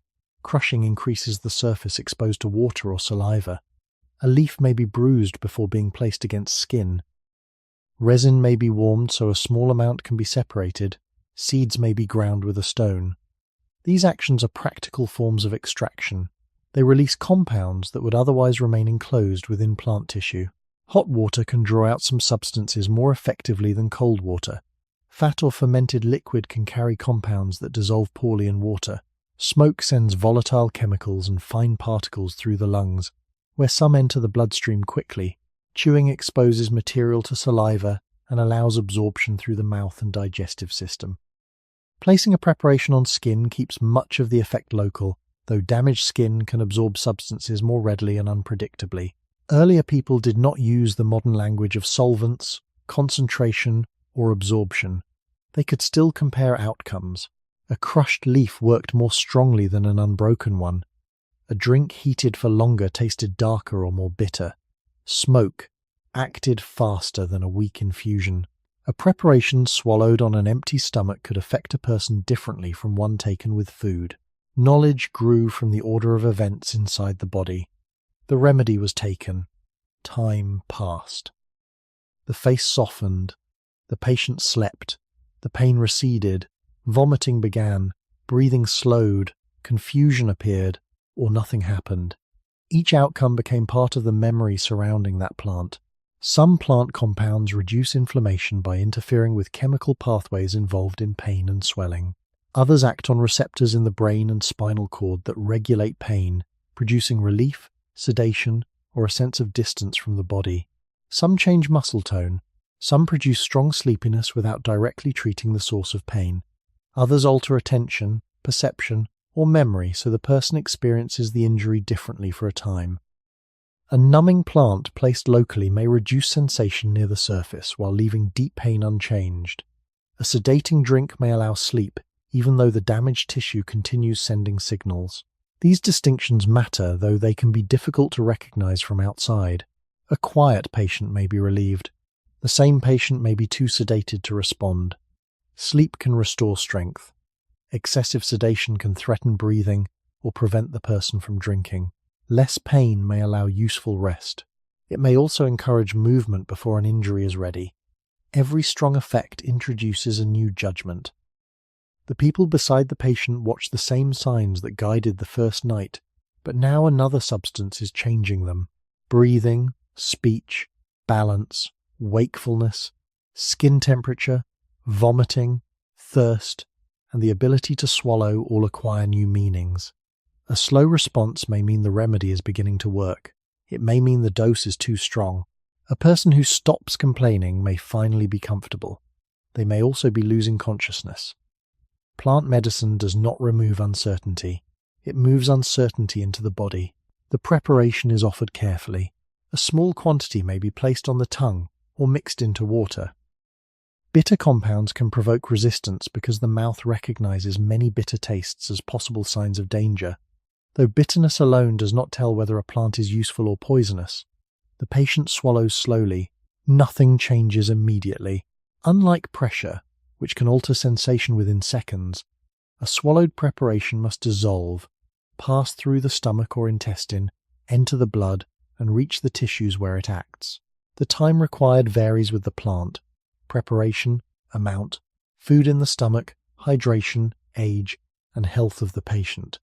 The group has to wait without adding more too quickly.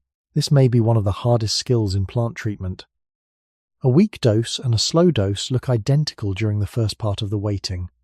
If more is given before the first amount has taken full effect, the combined dose may become dangerous later. If too little is given, the person remains in pain through another evening. The correct moment cannot be read from the liquid. It has to be learned from experience and watched through time. The fire is fed, while the remedy moves unseen. The patient remains awake. The painful place continues to pulse. The person who prepared the mixture may smell the cup, examine what remains at the bottom, or compare the amount with the memory of a previous use. There is no scale fine enough to measure the active chemical. There may be a shell, spoon, cup, fingertip, seed, or pinch used as a rough unit, but equal volumes do not guarantee equal strength. One piece of bark may contain more active material than another. A dried preparation may become weaker during storage, or it may become more concentrated as water leaves it. A boiled liquid may lose water and become stronger. Powder can settle unevenly at the bottom of a vessel. The last mouthful may contain more material than the first. A method can be repeated accurately while the dose still changes. This is the central weakness of early plant pain relief. The knowledge may be correct. The plant may truly work. The amount reaching the body remains uncertain. The patient begins to feel the first change. The pain has not vanished, but its edges seem less immediate. The pulse is still present inside the injury, though attention no longer locks onto every rise. The shoulders fall. Breathing becomes slower. A person who had been gripping the bedding allows the hand to open. These visible signs tell the group that the substance has done something. They do not yet reveal how far the effect will go. The preparation continues to be absorbed after the first relief appears. Drowsiness deepens. The patient's answers become shorter. The body grows heavier against the bedding. Someone remains near enough to hear each breath. Relief has arrived, but care cannot relax. A substance strong enough to quiet severe pain may also affect wakefulness, coordination, digestion, blood pressure, or breathing. The exact pattern depends on the plant and its compounds. Earlier, people learned dangerous effects through observation, often without knowing which part of the preparation caused them. A remedy associated with peaceful sleep might also be associated with vomiting or a patient who was difficult to wake. A plant that eased one person's pain might produce confusion in another. A dose tolerated by a strong adult might be unsafe for a smaller body. The group could remember broad rules. Give less to the old, give less to the young. Do not repeat too soon. Watch the breath. Keep the person on the side if vomiting begins.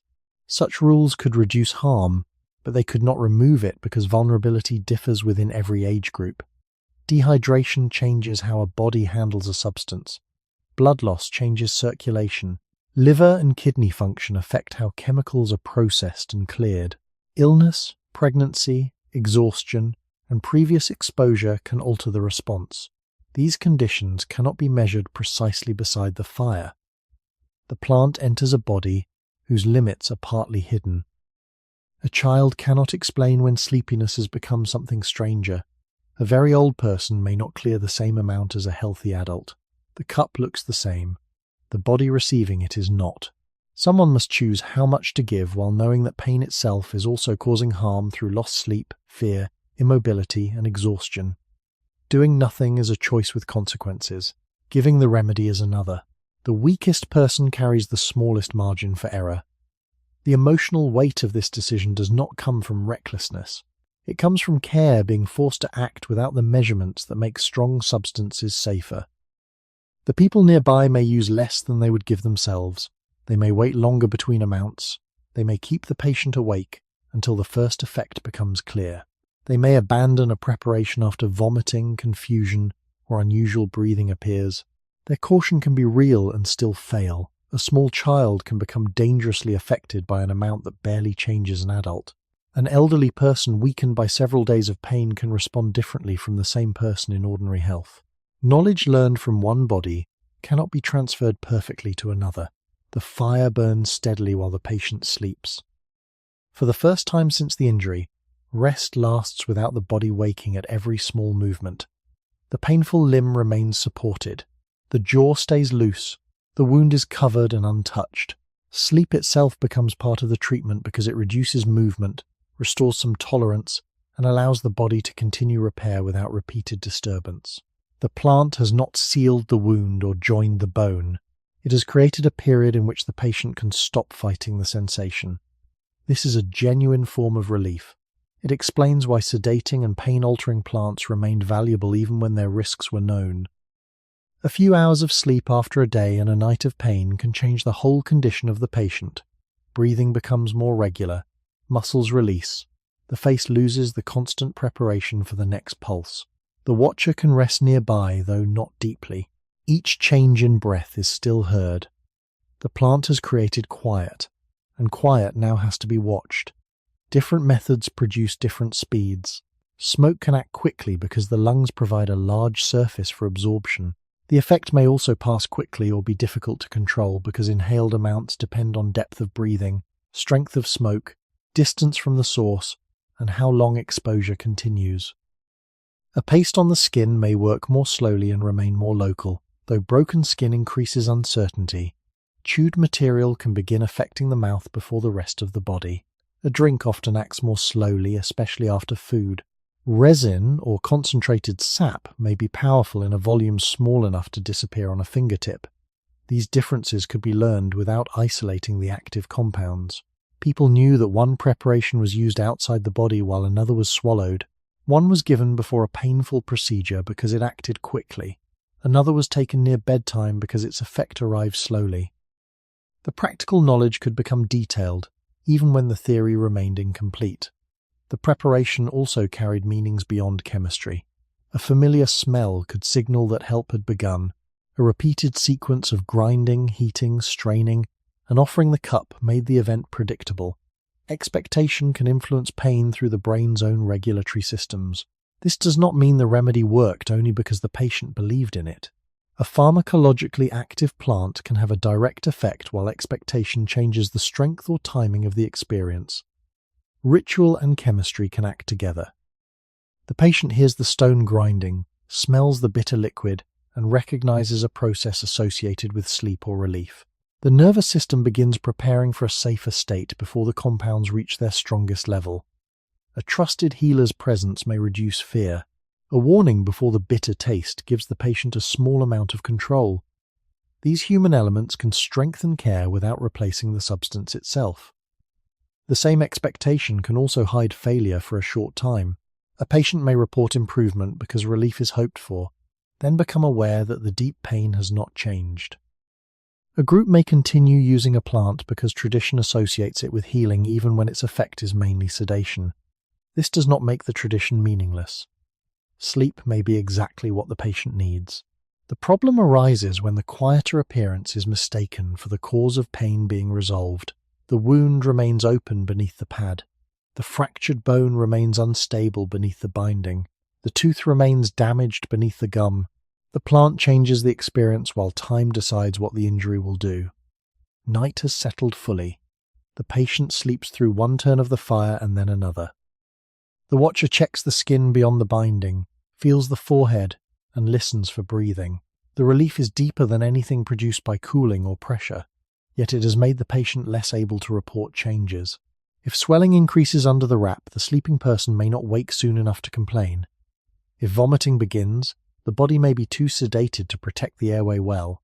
If thirst becomes severe, the patient cannot drink while deeply asleep. Strong relief transfers more responsibility to the watcher. The patient rests because another person remains alert.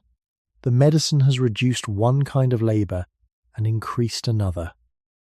A weaker preparation might have left the patient awake but able to speak. A stronger one brings sleep and removes part of that communication. The group has to decide which condition is safer. No universal answer exists because the injury, the substance, and the patient keep changing. Near the middle of the night, the effect begins to recede. The first sign may be a small movement of the hand, a tightening around the eyes, or a change in breathing before full wakefulness returns. The injured person shifts and the painful place answers. The return is gradual. For a few minutes, the body remains heavy while pain comes back into focus. This overlap can be confusing. The patient may be unable to move safely while already feeling the injury again. Another amount could extend relief, though the first dose may still be present in the body. Repeating too soon risks accumulation. Waiting means allowing the pain to rise. The people nearby measure time through the fire, the darkness, and what they remember of the earlier dose. The decision is made without knowing the concentration in the blood. A smaller amount may be offered. Water may be given first. The binding is checked again. Cooling is returned to the swollen area so the plant does not have to carry the whole burden alone. This combination of methods is important.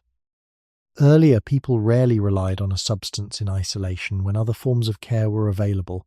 A plant could reduce perception while pressure controlled bleeding, a support limited movement, water answered thirst, and warmth protected the rest of the body. Relief came from layers.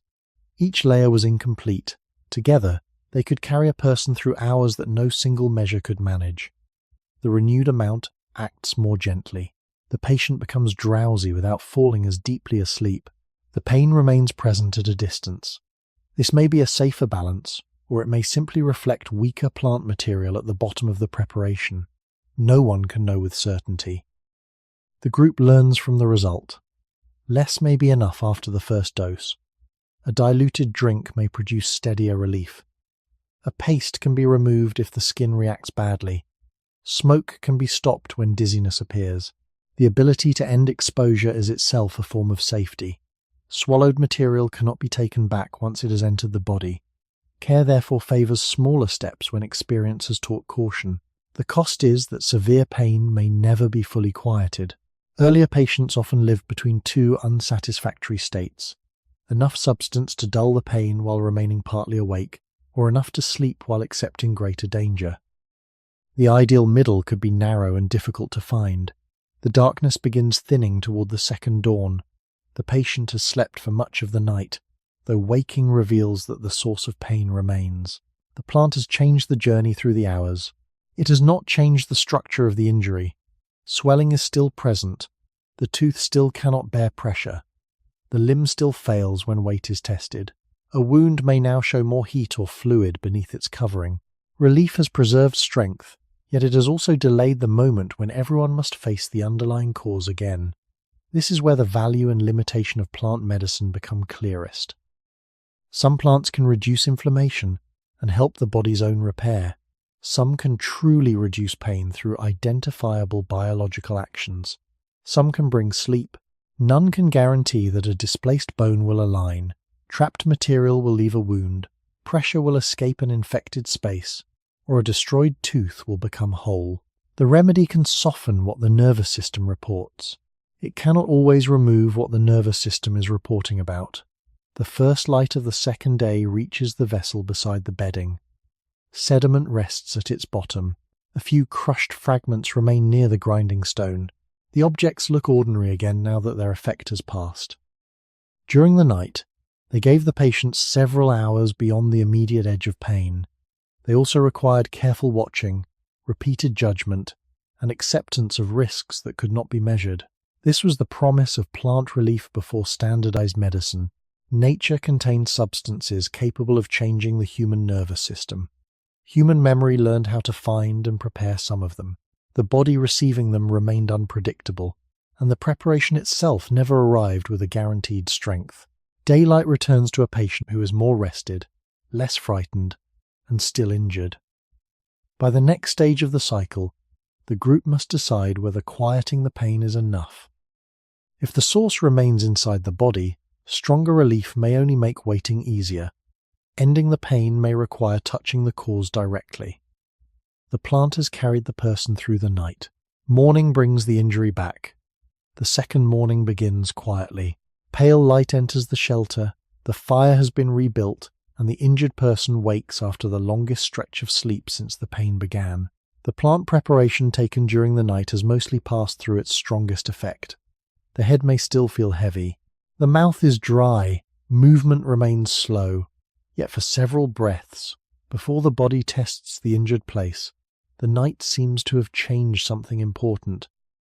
The face is less tense, the muscles around the shoulders have softened, the patient can drink without stopping between every swallow. The pain is still present, though it no longer occupies the whole body. This is the first convincing calm of the cycle. It arrives after 2 evenings of pressure, support, cooling, warmth, water, lost sleep, careful watching, and a substance strong enough to alter consciousness. The people nearby can see the difference. The patient speaks more clearly. A little food is taken. The injured hand rests without gripping the bedding. For a short time, relief looks almost like recovery. The temptation is to believe that the body has turned the corner and needs only more rest. Sometimes that belief would have been correct. Many bruises, shallow cuts, strained muscles, and stable injuries gradually improve when protected from further damage. Swelling reaches a peak, then begins to fall. Tenderness narrows. Movement returns in small amounts. The body closes the wound and reorganizes the damaged tissue without anyone needing to touch the cause directly. Earlier, people would have known this pattern well because they saw it repeatedly. They also knew another pattern. A pain could quiet while the person rested, then return as soon as the body tried to resume ordinary life. A tooth could stop throbbing during sleep and flare when warm food reached it. A swollen finger could feel bearable until pressure built beneath the skin. A leg could remain calm while supported and fail the moment weight returned. The quiet morning, therefore, had to be tested. The test begins gently. Fingers move, toes bend, the jaw closes partway. The patient is helped upright, while the injured part remains supported. Blood shifts through the body, the heart works harder, and muscles that have rested through the night begin holding weight again. The pain answers. It may return slowly, growing from pressure into heat. It may appear as one clean line when a bone or joint moves. It may rise from a tooth with enough force to stop chewing immediately. The patient becomes still. The calm has not been false in the sense that nothing improved. Sleep restored strength. The plant changed the experience of the night. Swelling may even be slightly lower. The problem is that relief has exposed the difference between the pain itself and the thing producing it. The nervous system was quieted. The source remained. If a thorn, splinter of bone, stone fragment, broken tooth, pocket of fluid, or displaced structure continues disturbing tissue, time alone may not be enough. The body can surround a foreign object with inflammation. It can clot around a wound. It can tighten muscles around a damaged joint.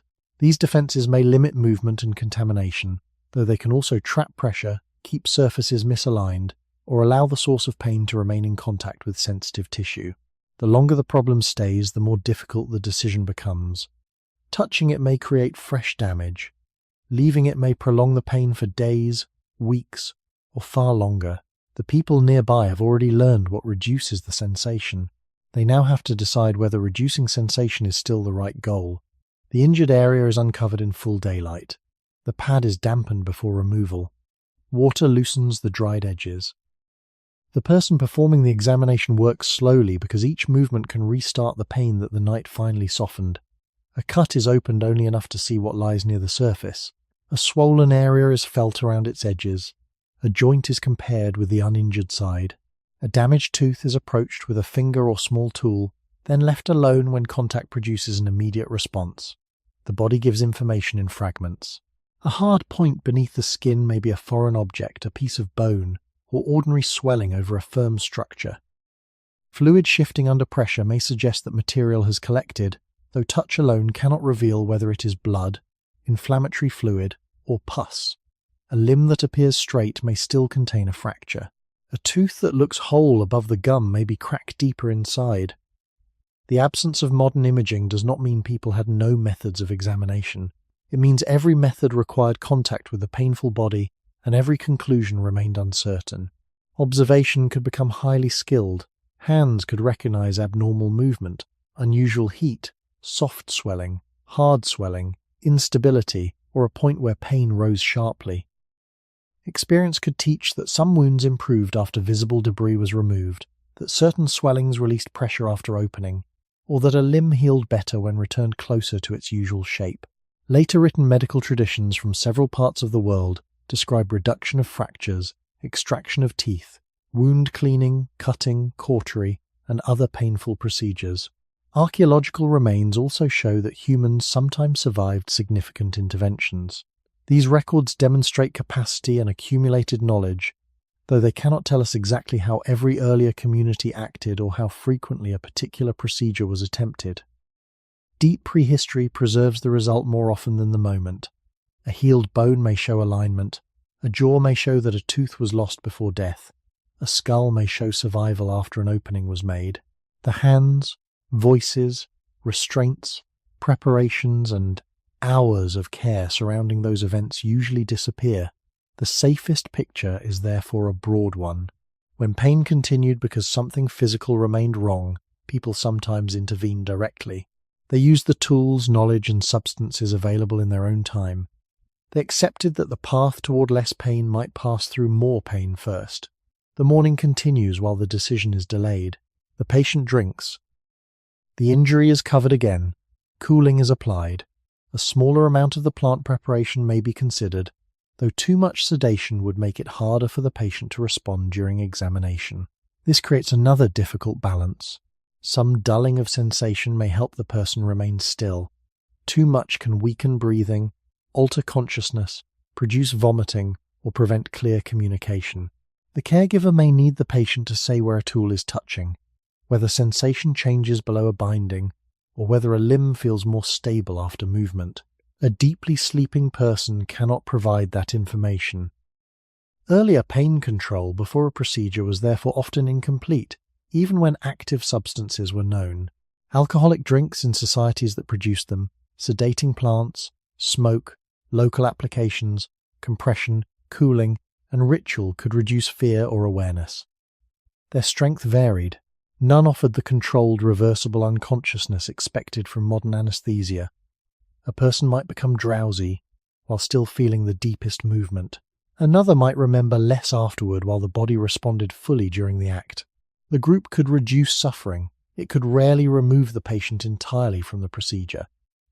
Preparation begins with the surroundings. The body is moved onto the firmest surface available because unstable bedding allows unwanted motion. The injured part is supported above and below the place that must be touched. Water, clean pads, bindings, and tools are placed within reach so no one has to leave midway. A cutting edge may be made from stone, metal in later periods, shell, or another sharpened material suited to the local technology. A gripping tool may be simple, designed originally for another task. Fire can heat water, warm material, provide light, or heat an instrument in traditions where heat was used, though heat introduces its own damage and danger. The tool does not become safe merely because it is sharp or hot. Cleanliness, depth, pressure, and the condition of the patient all matter. Earlier, people could see contamination on a surface and remove it. They could wash hands and tools where such practices were known. They could not create the sterile environment of a modern operating room or understand every path by which microorganisms entered tissue. Intervention could end one source of pain while creating a new route for infection. This risk was real, yet leaving a trapped object or closed collection in place could also be dangerous. The choice was between imperfect actions. The patient is told through gesture or speech what will happen next. The exact words are lost, but coordination requires some signal. The limb will be held, the mouth must remain open, the body must not turn toward the tool. A pause may be offered before contact begins. Predictability matters here more than it did during ordinary bandaging. Sudden movement can deepen a cut, break a tool, shift a bone, or injure the person performing the work. 2 or more people may be needed to hold the patient safely. Restraint can sound cruel when separated from its purpose. In this setting, holding may be the only way to prevent a brief, involuntary movement from causing greater harm. The people holding the body are also close enough to feel every contraction pass through it. Their task is not distant. They take the force into their own arms. A cloth, piece of hide, wood, or another object may be placed where biting would otherwise injure the tongue or teeth, depending on the procedure and tradition.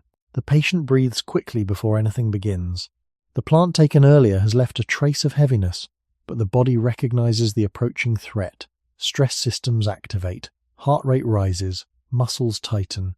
These responses can briefly suppress some pain signals and prepare the person to survive the moment. They also make careful positioning harder. The caregiver waits until the body is held firmly enough to proceed. If the problem is a superficial thorn, splinter, or stone fragment, the opening may be widened only slightly. The object must be gripped without driving it deeper. Its direction matters because pulling against the path of entry can tear more tissue. A fragment can break, leaving part inside. Blood may obscure the view. The patient's movement may close the opening around the tool. Once the object comes free, the relief may be immediate at the deepest point while the surface continues burning from fresh disturbance. This is one of the clearest examples of pain serving 2 opposing roles. It resists the procedure because tissue is being touched. It may fall afterward because the thing maintaining irritation is gone. The person cannot know which outcome will occur until the object has been removed. A joint or fracture presents a more difficult problem. Muscles around an injured structure contract protectively. Over hours, swelling and guarding can make movement harder. Returning a displaced joint or aligning a broken limb may require steady traction, counterpressure, and knowledge of the body's normal shape. Forcing the wrong movement can damage blood vessels, nerves, skin, or surrounding tissue. Leaving the structure badly displaced can produce continuing pain, loss of function, pressure on skin, and poor healing. The skill required is substantial. It is reasonable to assume such knowledge varied widely between individuals and communities. A person who had seen several similar injuries could recognize patterns unavailable to someone confronting the problem for the first time. The procedure may begin with slow pulling rather than one sudden motion. The patient's muscles resist. The holders keep the torso and uninjured parts stable. Pressure increases. Pain rises because tissue already inflamed is being stretched and moved. A change in alignment may be felt or heard. The movement stops immediately. The limb is supported before the body can pull it back out of position.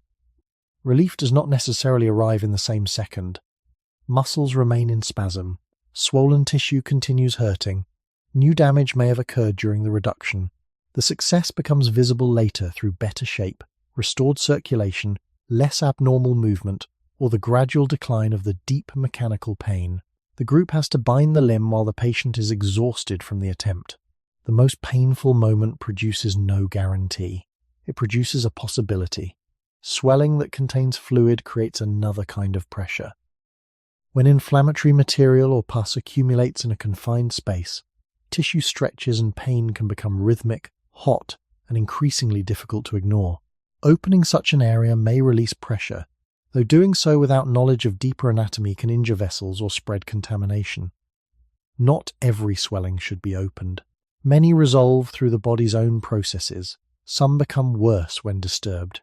Earlier people had to judge from surface signs, previous experience, and the patient's decline. A localized soft area near an existing wound may appear different from broad swelling around a bruise. Heat, changing color, fluid, smell, fever, and worsening pain provide clues, never certainty. If an opening is made, the first contact may create intense surface pain. The deeper pressure may lessen after material escapes. The wound then has to remain clean enough to drain without being allowed to close too early over what remains inside. Dressing becomes a repeated task. Relief depends on continuing care rather than one decisive cut. Teeth create an especially unforgiving cycle because a tooth is hard, fixed within bone, and richly connected to sensitive tissue. A small crack, deep decay, exposed inner tissue, or infection near the root can produce pain that returns with temperature, pressure, or no obvious trigger at all. Cooling the face, chewing elsewhere, rinsing, plant preparations, and sleep may reduce the experience for a while. They cannot rebuild a destroyed tooth. Before modern dentistry, a painful tooth might eventually break, loosen, fall out, or be extracted. Extraction itself could fracture the crown, leave roots behind, damage surrounding tissue, or introduce infection. The tools and methods differed greatly across periods. The central problem remained the same. The object causing pain was part of the body. Ending the signal might require removing it. The patient sits or lies with the head supported. The jaw is held. The tooth is tested for movement. If it is already loose, the attempt may be shorter. If it remains firmly rooted, greater force is needed.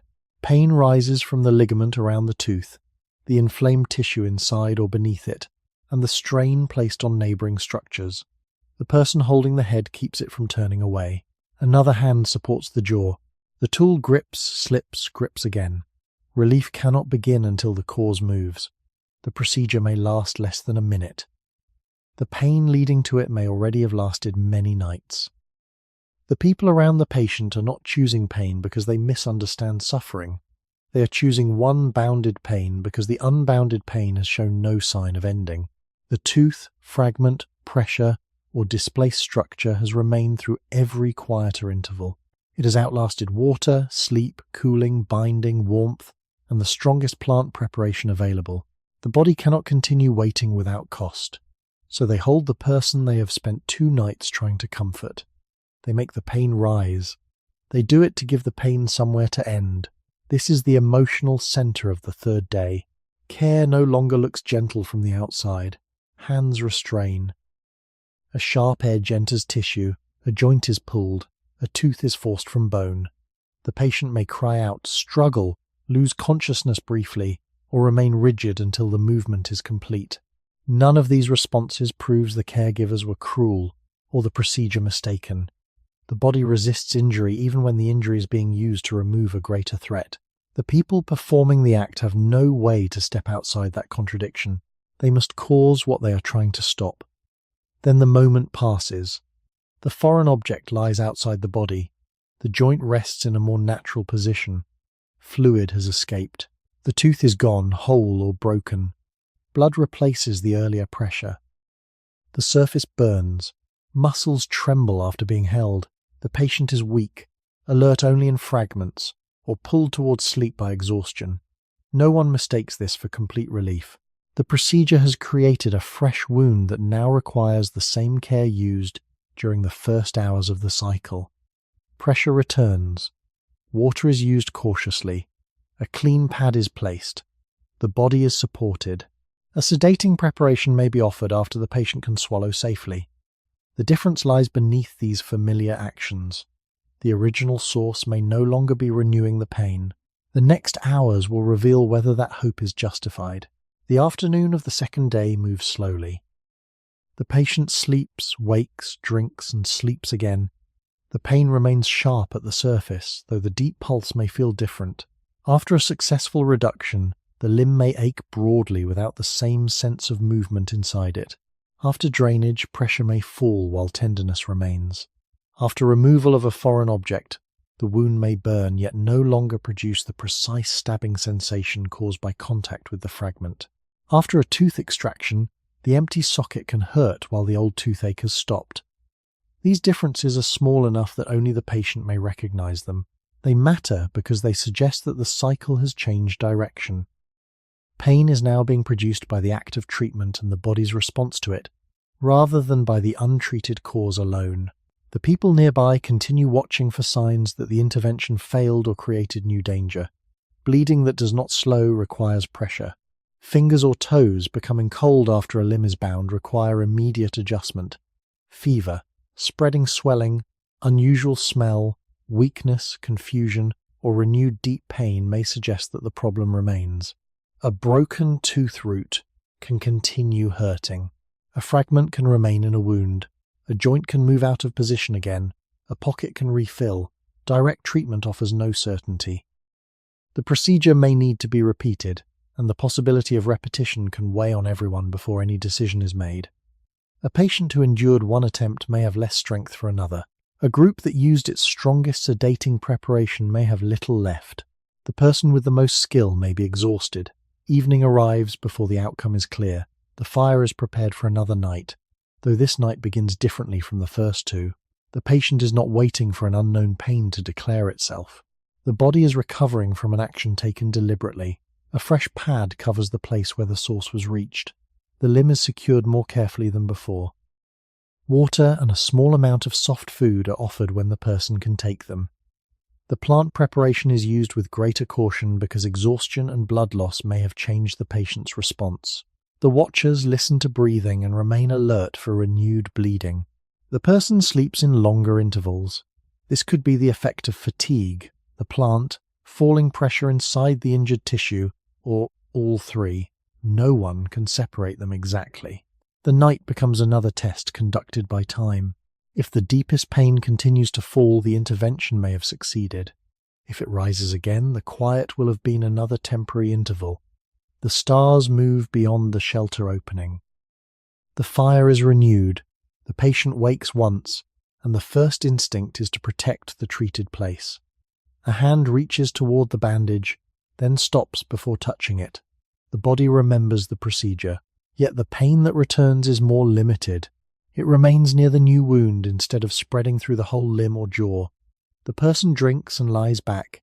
The watcher does not have to adjust the support as often. These are modest signs, though modest signs are all the group has. Relief before measurement is recognized through behavior. A patient sleeps through the turning of the fire.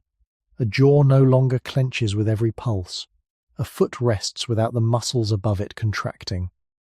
A hand opens. The changes gather slowly until everyone understands that the pain has become different. By the third dawn, the shelter is cool and the treated body is exhausted. The injury is not healed. The fresh wound may take days to close, and the risk of infection remains. The limb may require weeks of support. The loss of a tooth changes chewing permanently.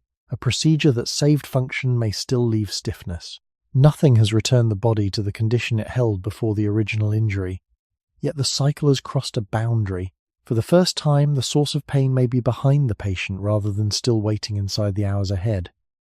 This was one of the hardest forms of relief available before reliable anesthesia and modern surgery. It demanded accurate observation, practical skill, several people working together, and a patient capable of surviving both the original problem and the treatment. It also demanded a particular kind of courage from the caregivers.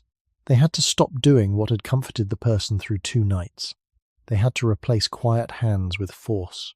Their success could be known only afterward.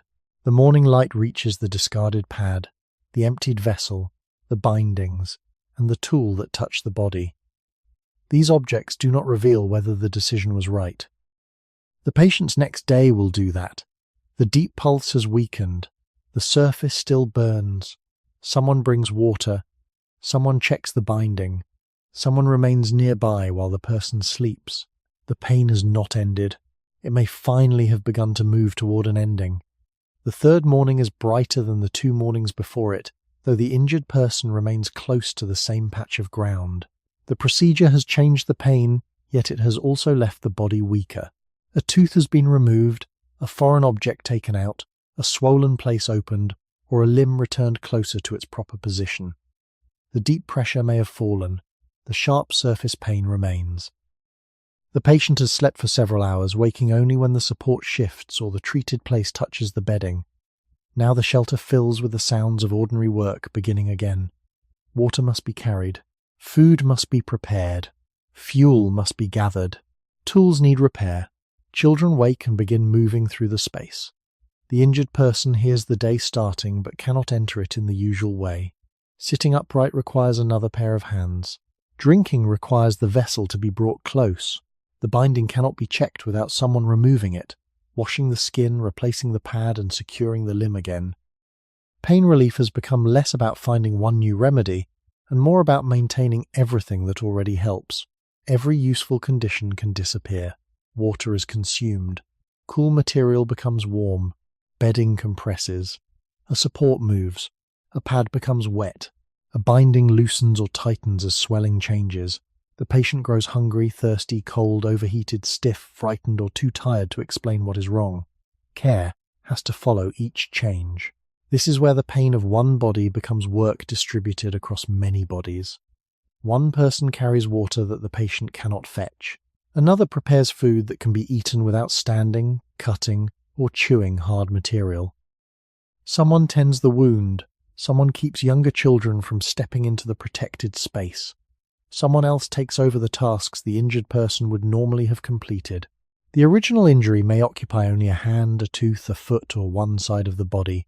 Its consequences spread through the whole group. A person who cannot walk does not only lose movement, they lose access to nearly everything that movement once provided. Water may be a short distance away, yet the distance is absolute when a damaged leg cannot bear weight. Food may be present, but reaching, lifting, grinding, cutting and chewing can each become painful. A person with an injured hand may be able to stand while remaining unable to make a tool, tie a binding, hold a vessel securely, or protect the wound from contact. A person with jaw pain may be able to move freely while slowly losing strength because eating has become too costly. Pain changes the value of ordinary actions. Tasks once completed without attention now require planning, assistance, and time. The patient begins the morning with water. The vessel is raised carefully so the body does not have to bend. If the person is weak or sedated, the flow must remain slow enough to prevent coughing or choking. A few mouthfuls are followed by rest. This simple act may be repeated many times because drinking a large amount at once is difficult. The caregiver cannot place the vessel nearby and assume the task is finished. The patient may be unable to reach it later. Someone has to remember. This is one of the quiet burdens of prolonged pain. Care depends on needs that return. Water given once does not end thirst. Food given once does not restore strength. A wound cleaned once does not remain clean. A limb supported once does not stay correctly positioned through every movement and sleep. The group begins living inside repetition. The cycle of care is smaller than the cycle of injury, but it turns more often. Drink, rest, check, adjust, cover, wait, then begin again. Food presents its own difficulties. The patient needs energy for immune activity, tissue repair, temperature regulation, and the ordinary work of staying alive. Pain, nausea, fever, sedating plants, blood loss, and broken sleep can all reduce appetite. The person may have little interest in eating precisely when the body needs reliable nourishment. The group cannot force recovery through food, yet it can reduce the work required to take it. Ingredients are softened, crushed, soaked, ground, or cooked longer where cooking vessels and fuel allow. The exact food depends on the landscape and period. Tubers can be mashed. Grains can be made into softer preparations in communities that use them. Meat can be cut into small pieces, pounded, or simmered where vessels permit. Fruits can be crushed. Broths and thin mixtures can carry fluid and energy when chewing is difficult. A patient missing a painful tooth may still avoid the treated side of the mouth. Someone has to prepare each portion so the jaw does less work. The labor removed from the patient does not vanish. It moves into another person's hands. A meal that once required ordinary preparation now requires additional water, fuel, time, and attention.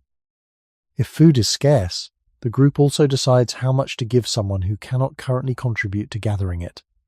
The existence of care does not mean such decisions were easy or equal in every community. Resources place limits around compassion. A small group crossing a dry region face different choices from a settled community with stored grain.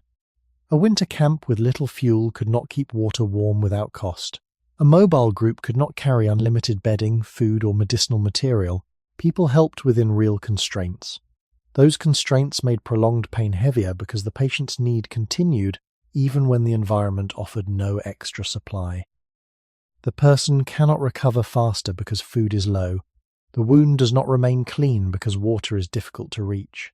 The injured body keeps asking at the pace of biology, while the group answers at the pace allowed by the land. By late morning, the binding must be changed. The patient has been still long enough for fluid to collect beneath the treated area. The pad is damp. A smell may be present from blood, sweat, plant material, or wound fluid. Smell alone cannot identify infection, though a worsening odor together with heat, swelling, fever, or declining strength would become concerning. The covering is softened before removal. The limb is held from both sides. One person removes the material while another prevents sudden movement. The patient knows the sequence now and prepares for the sting when the pad lifts. Familiarity does not remove pain, it reduces surprise. The wound is washed cautiously. The surrounding skin is dried. A fresh layer is placed. The binding is tied with enough firmness to support while leaving circulation beyond it unchanged. The entire procedure may take only several minutes when everything goes well. Preparing for it took longer. Water had to be gathered. Material had to be cleaned, dried, cut, or selected. Someone had to stop other work.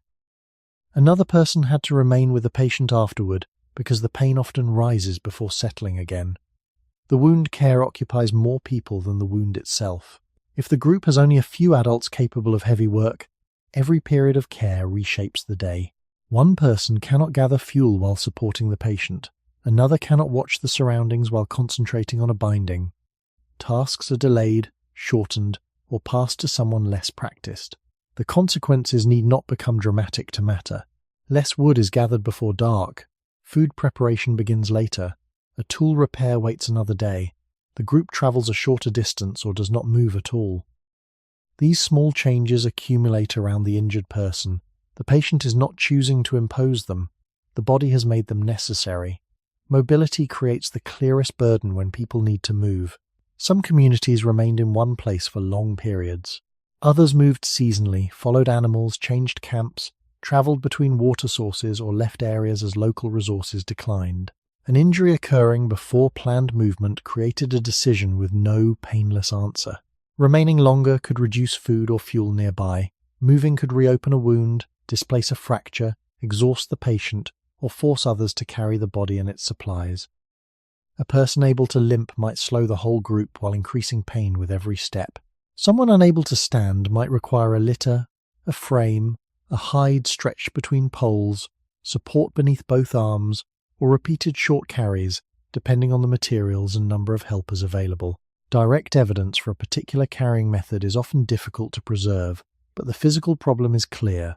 A human body is heavy. Carrying one person occupies several others and removes their hands from equipment, children, food, or protection. The group may divide loads so the strongest carriers can rotate. Rest stops become more frequent. Water is consumed faster. The patient feels every change in ground through the support beneath them. Pain relief during movement depends on reducing vibration, keeping the injured part aligned, and stopping before exhaustion causes careless handling. A journey once measured by distance becomes measured by how long the patient can tolerate being moved. If travel can be postponed, the group waits. Waiting also has a cost. Nearby resources continue to be used. Weather changes. Animals move. Food spoils. A shelter suitable for one night may become uncomfortable over several days. The place where the injury occurred may lack clean water, shade, dry ground, or protection from insects. The patient needs stability in a world that does not remain stable around them. Others improve the temporary shelter because leaving is harder. They add bedding, repair a covering, redirect smoke, or clear a path so water can be brought without stepping over the injured body. The landscape around pain becomes reorganized. The patient lies at the center of choices extending far beyond the wound. During the afternoon, the body must be moved even when travel is impossible. Remaining in one position for too long produces pressure on skin and soft tissue, especially over the hips, heels, shoulders, elbows, and lower back. A healthy person shifts unconsciously through sleep and rest. A person protecting an injury may resist movement or lack the strength to move without help. Pressure becomes painful in new places. Skin can become irritated or damaged when it remains compressed, damp, or rubbed against bedding. The helpers must turn or lift the patient without disturbing the treated area. One person supports the injured limb while another moves the torso. Bedding is pulled flat. Damp material is replaced. A softer layer is placed beneath a heel. The patient is settled into a new position and watched while the body decides whether the change is tolerable. This is an intimate form of labor. It involves sweat, blood, urine, dirt, smell, weakness, and the full weight of another person. Care cannot remain symbolic. Someone has to touch what the injured body can no longer manage alone. If the patient needs to relieve themselves, privacy may become impossible, standing may be unsafe, walking away from the shelter may be out of reach. Others must help the person rise, support the injured part, provide a container in societies where one is available, or clean the bedding afterward. Such acts leave little archaeological trace. They are also among the clearest examples of what prolonged pain demands from a group. Human dignity during illness depends heavily on work performed by other people. A patient who cannot clean the body, change position, or reach water remains dependent long after the strongest pain has passed.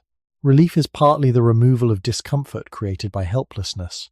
Clean skin, dry bedding, a supported posture, and water brought before thirst becomes severe may reduce suffering more effectively than another uncertain plant dose. These measures do not sound like medicine because they do not arrive in a vessel marked as a remedy. They keep the body from acquiring additional pain while the original injury heals.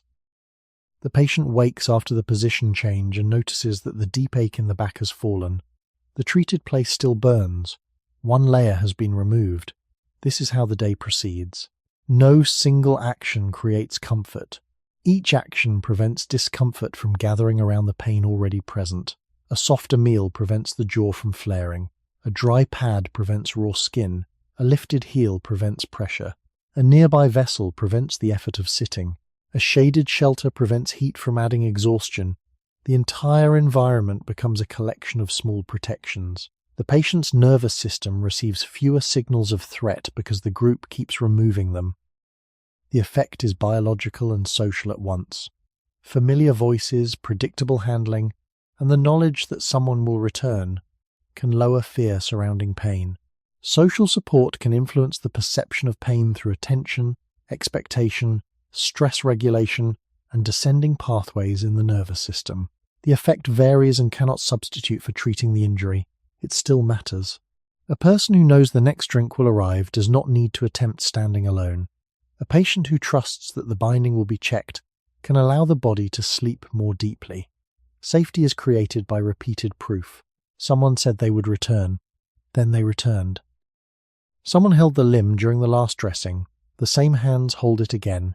Trust grows from completed actions. By the evening of the third day, the group is tired in different ways. The patient is tired from pain, weakness, and the effort of remaining still. The original watcher is tired from several broken nights.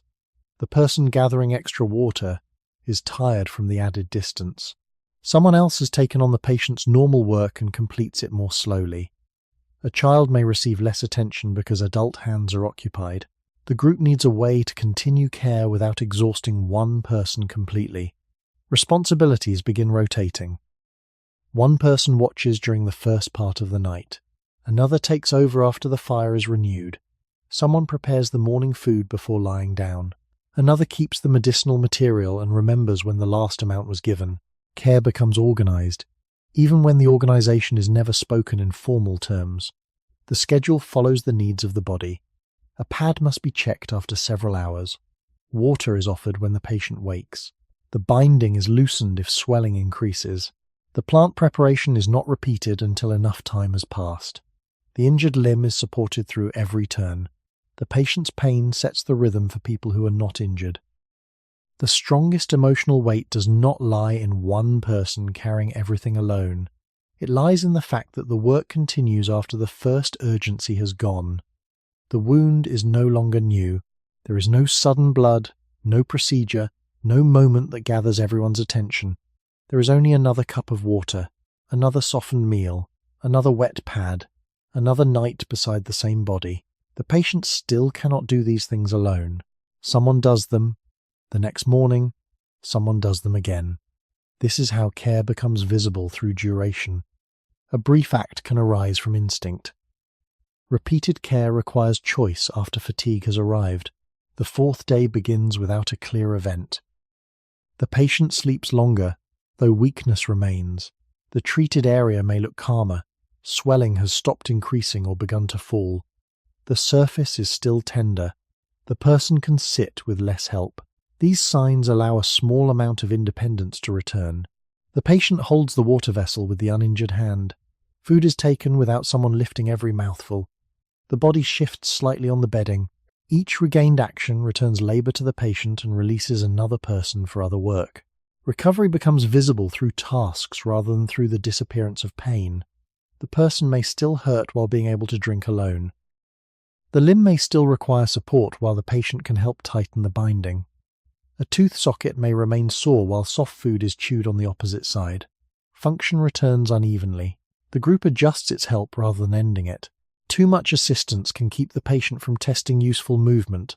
Too little can provoke a setback. A careful balance develops. The patient tries first. A hand remains close. Help arrives only when the movement fails or pain rises too sharply. This allows the body to recover some control without being forced beyond what the injury permits. The timing is difficult because pain can cause fear of movement after the tissue has become safer. It can also warn accurately that healing remains incomplete. Earlier people judged through repetition. A movement attempted once is watched for its effect over the next minutes or hours. If swelling rises or deep pain returns, the attempt was too much. If discomfort settles quickly, the movement may be repeated later. Recovery advances through cautious experiments. The group's work changes from doing everything for the patient to creating safe opportunities for the patient to do something again. This transition can take days for a smaller injury and weeks or months for a severe one. The present cycle has not yet reached its ending. On the fourth afternoon, the patient may be able to sit outside the shelter for a short time. Light, air, conversation, and the ordinary movement of others widen attention beyond the injury. The painful part remains supported. Someone carries the bedding and water. The patient's return to shared space is made possible by more work from the group. Yet it also restores a small contribution. The person can watch a child, sort lightweight material, speak with someone preparing food, or notice changes around the camp. Participation begins before physical strength fully returns. Human groups do not consist only of people performing heavy labor. Knowledge, attention, memory, and presence also matter. An injured person may remain useful in ways the body can still manage. This reduces the distance between patient and group. Care does not have to make the person passive. It can preserve enough strength and connection for another role to appear. Pain still shapes the day. When the light begins to lower, fatigue reaches the patient early. The body is returned to the bedding before trembling or confusion begins. The wound is checked again. The surface may be closing. A limb may remain swollen while becoming more stable. The absence of a worsening smell, renewed bleeding, spreading heat, or fever offers cautious reassurance. None of these signs can guarantee recovery. They allow the group to continue what appears to be working.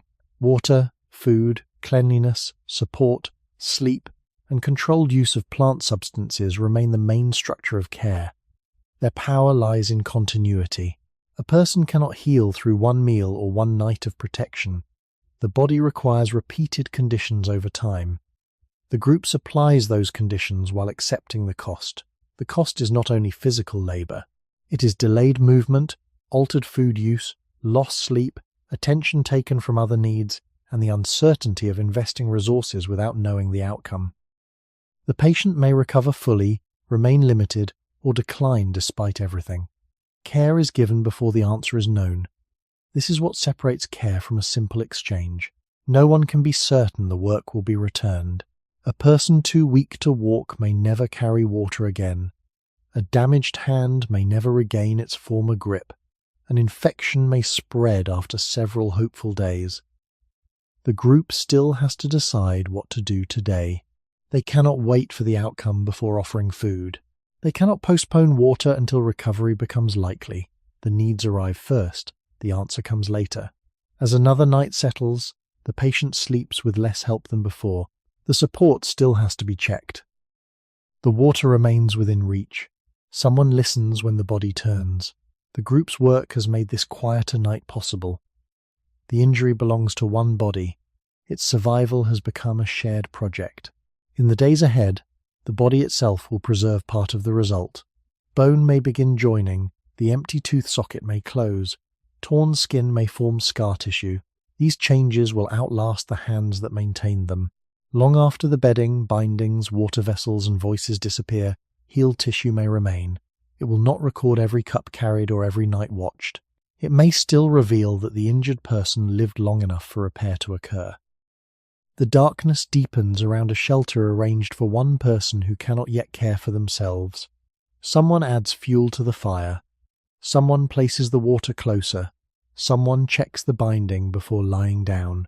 The pain has entered another night. It no longer belongs to the patient alone. The fifth morning does not announce itself with a sudden change. Light reaches the shelter, water is brought, the covering is lifted, and the injured person is helped into a slightly different position. The treated place remains tender, though the deepest pain has continued to weaken. Swelling no longer rises through each passing hour. The wound edges have begun holding more firmly. A limb that once moved where it should not move now rests within its support. These are small signs, visible only because someone has watched the body since the first night. The patient is still unable to return fully to ordinary work. A severe fracture may need many weeks before it can bear normal weight. Soft tissue can remain weak long after the surface closes. A missing tooth changes eating. From that day onward, a deep wound may require repeated cleaning while new tissue fills the opening from below. The dramatic part of the injury is past, yet the period most likely to leave evidence inside the skeleton is only beginning. Bone repairs itself slowly enough to record survival. In the early days after a fracture, bleeding around the break forms a hematoma. Inflammatory cells enter the region, damaged tissue is cleared, and the body begins constructing a temporary bridge. Over the following weeks, softer repair tissue is gradually replaced by a harder callus of new bone. Remodeling can continue for months or years, changing the shape and internal structure around the healed injury. The exact timing varies with age, health, nutrition, blood supply, stability, and the location of the fracture. A bone found with clear healing tells archaeologists one fact with unusual strength.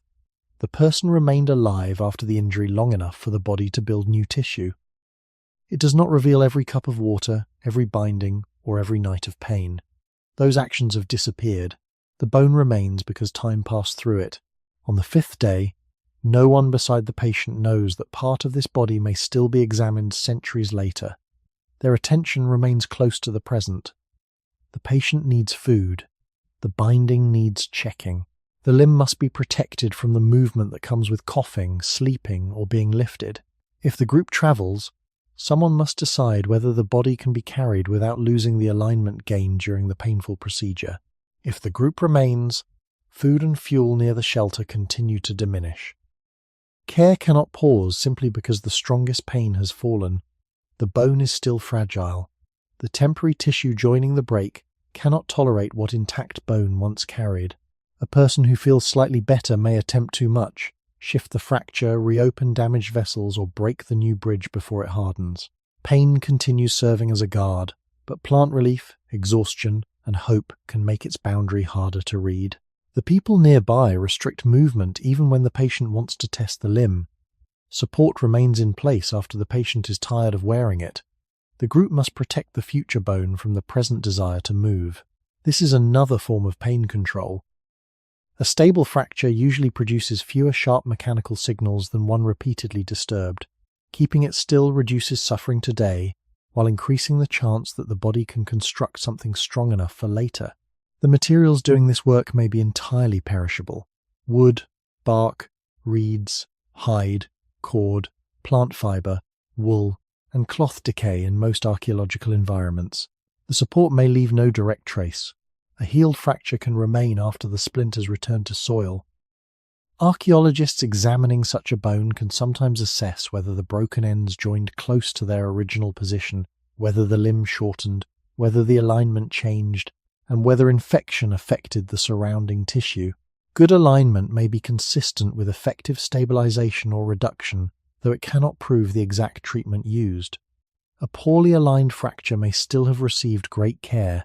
The injury may have been too complex, swelling may have hidden the position, or movement may have been impossible to prevent. Healing is evidence of survival.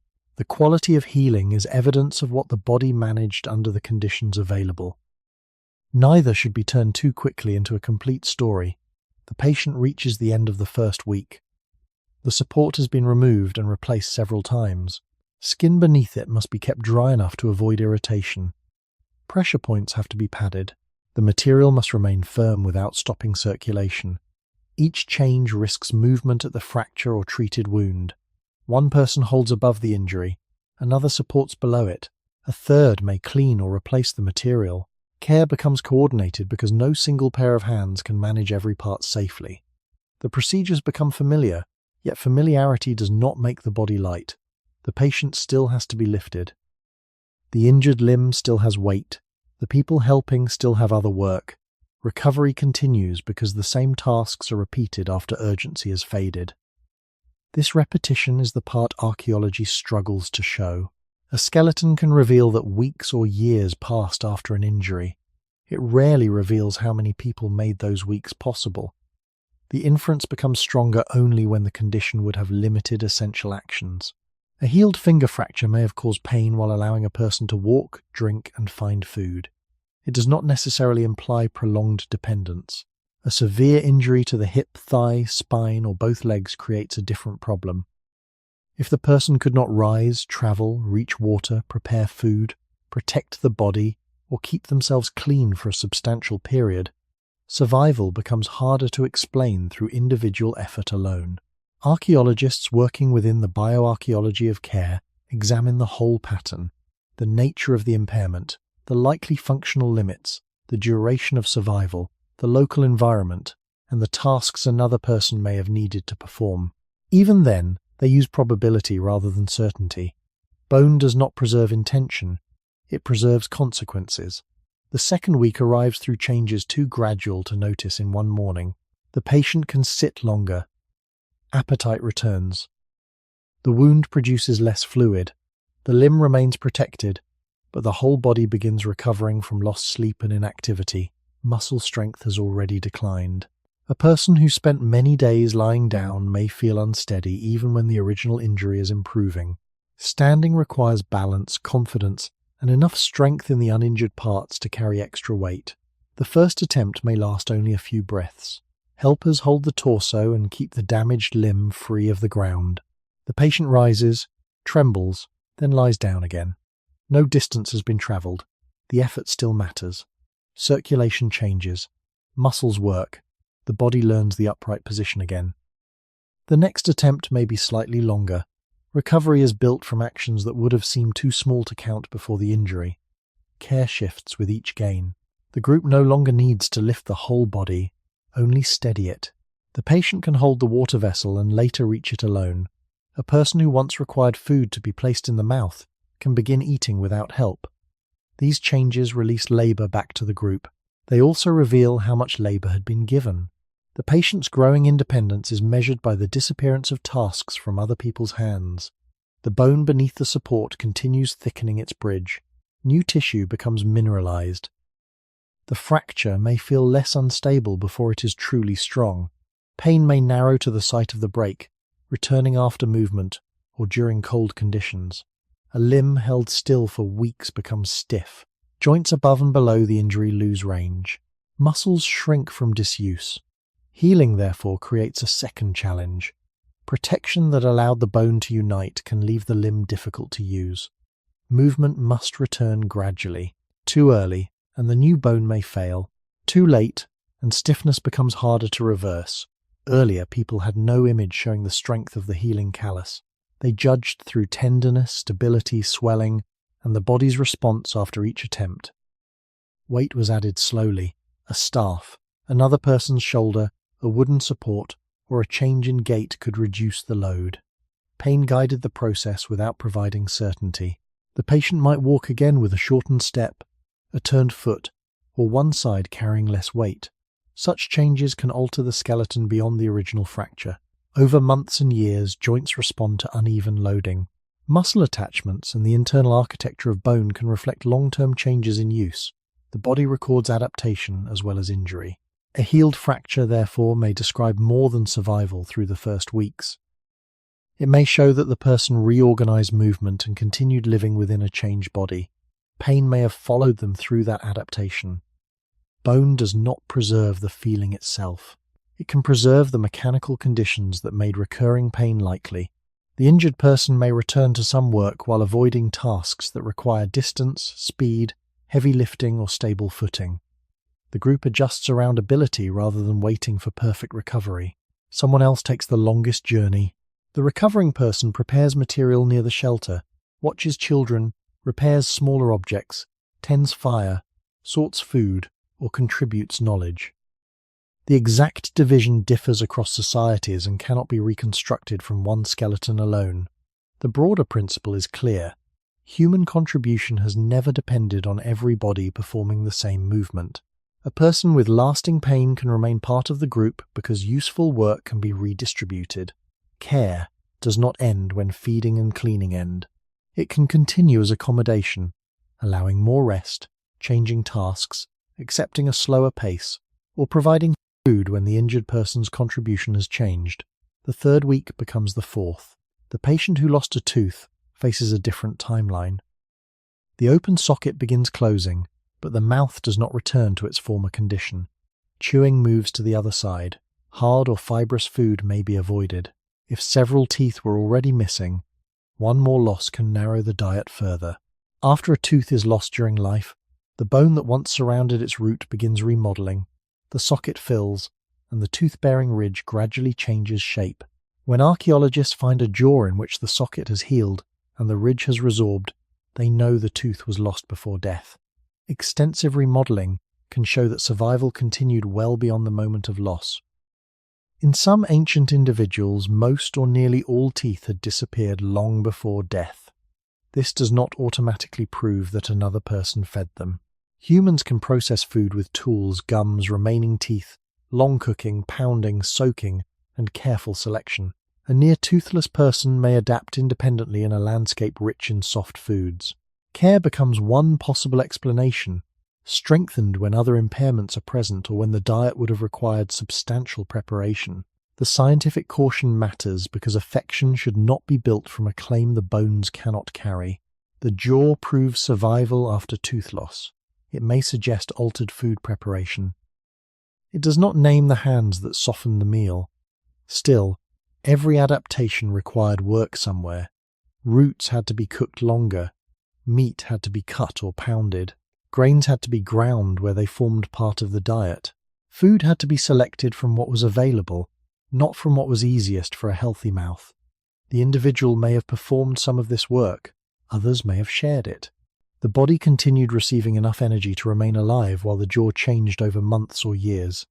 The evidence is quiet. A healed socket is an empty place surrounded by living bone that had time to reorganize. The absence of the tooth becomes a record of continued days. Some of the deepest examples come from individuals whose conditions would have affected nearly every part of daily life.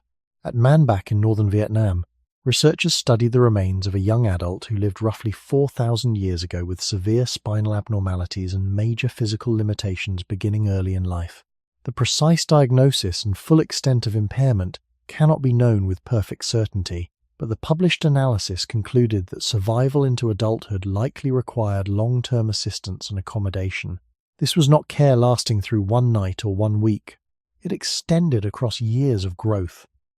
Food, water, movement, hygiene, protection, and participation would all have needed to fit a body that could not move in ordinary ways.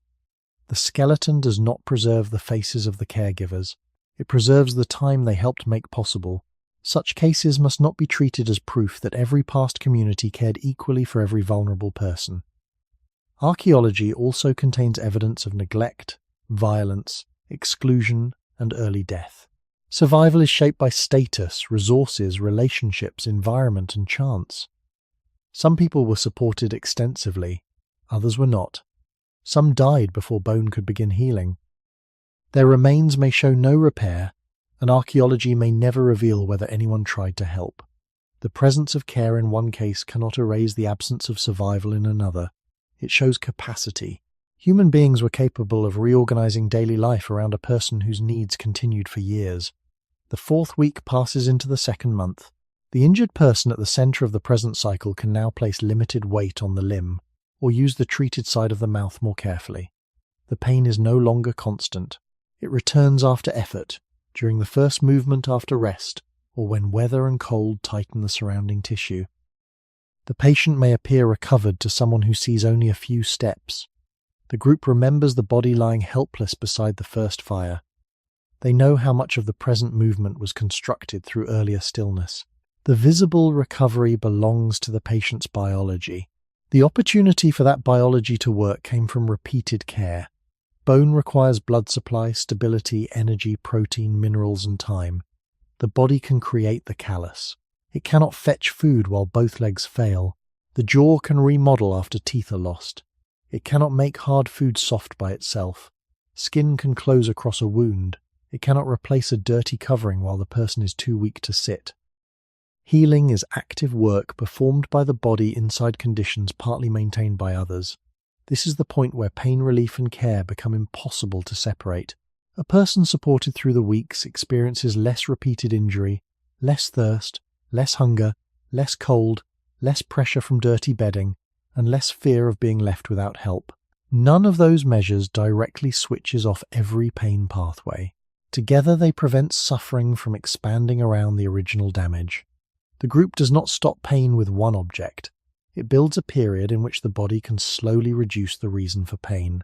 That period may need to last longer than anyone expected on the first night. Months later, the fractures become solid enough for more ordinary movement. A thickened area may remain where the break joined. The limb may be shorter or slightly bent. The patient may limp. The original support has been discarded, repaired into something else, burned or lost. The pads have decayed. The water has returned to the earth. The plant material has been consumed. Every object associated with the relief has disappeared. The bone keeps the record in its shape. It says the person did not die when the injury happened. It says they lived through the first bleeding, the nights of swelling, the painful intervention, the weakness, and the long period when ordinary movement was impossible. It cannot say who brought water. It cannot say who gave up sleep. It cannot say whether the same person returned every morning. Archaeologists cannot know with certainty. The most likely reading, when the impairment was severe enough to prevent basic self-care, is that someone helped. The bone had healed. Someone had made time for it to heal. Someone stayed. Nothing further needs to be added to make the evidence heavier. The callus itself is the duration. The remodeled jaw is the duration. The altered joint is the duration. Pain happened in soft tissue and nervous systems that are gone. Survival remains in bone. This is why the archaeology of care requires restraint. A healed injury should not be turned into a sentimental story about a named person whose thoughts are unknowable. It should be read through what the body would have required. Could the individual reach water?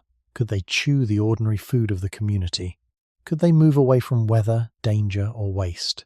Could they maintain the wound? Could they carry their own weight? How long would these limits have lasted? Which tasks were impossible without another person? These questions convert a skeletal lesion into a practical model of daily life. They also show where inference remains weak. A broken rib can heal while a person continues moving. A severe thigh fracture creates a much stronger case for prolonged dependence. Tooth loss can be managed through self-prepared soft food. Paralysis beginning in childhood makes independent survival far harder to explain. The evidence grows through the combination of impairment, duration, and environment. Care is not assumed because it feels humane. It is inferred when the demands of survival exceed what the impaired body could probably meet alone. The seasons continue beyond the first injury. The recovering person may never return to the same gait, bite, grip, or range of movement. Pain can become recurrent rather than constant. Scar tissue tightens, a joint wears unevenly. The cold brings back an ache around the old fracture. Food must still be chosen carefully. The body carries its history forward. Care may continue in smaller forms that no longer look like nursing. Someone walks at a slower pace. A load is divided differently. A softer portion is set aside. The person sleeps closer to warmth. A task requiring strong grip passes to another pair of hands. These adjustments may continue for years without anyone treating them as exceptional. Accommodation becomes part of ordinary group life. The skeleton can sometimes preserve the outcome of that accommodation through extended survival and long-term adaptation. It cannot preserve the daily tone of it. We do not know whether help was given gently, reluctantly, routinely, or through obligation. Care does not require every moment to be warm. It requires that essential needs were met often enough for life to continue. A person may have been difficult to carry, feed, or clean.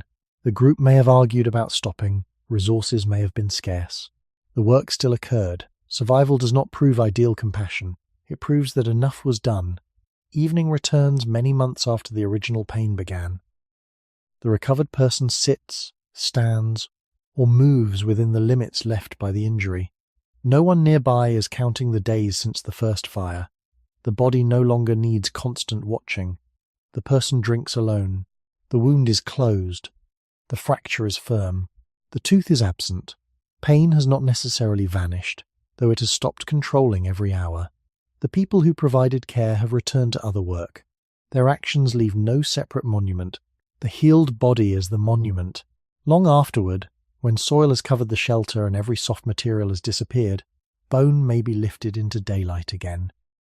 Researchers can identify the break, the callus, the remodeling, the missing tooth, and the altered shape produced by years of adaptation. They can estimate what movements would have been difficult and how long healing probably took. They cannot recover the full life surrounding those marks. They can say that the person survived, in the strongest cases. They can say that survival would probably have required sustained help. The rest belongs to silence. That silence is enough.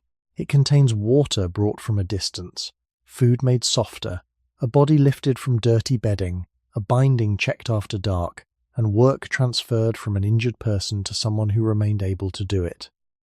Pain relief before modern medicine was never only what entered the mouth or touched the wound. It was also the time other people gave the body until the body could carry itself again. The bone joined slowly. The jaw changed slowly. The days accumulated without leaving their individual names. By the time the evidence became permanent, the care that produced the opportunity had already disappeared.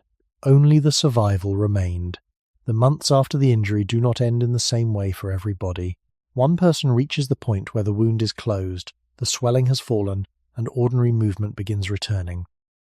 Another keeps a stiff joint, a damaged nerve, a missing tooth, or a deep ache that wakes whenever cold reaches the old injury.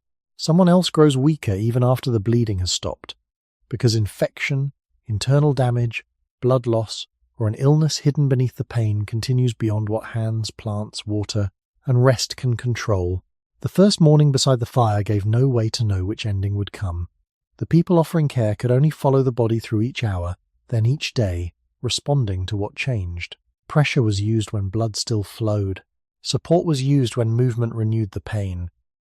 Water removed visible contamination and softened material attached to damaged skin. Cooling narrowed heat and tenderness for a short time.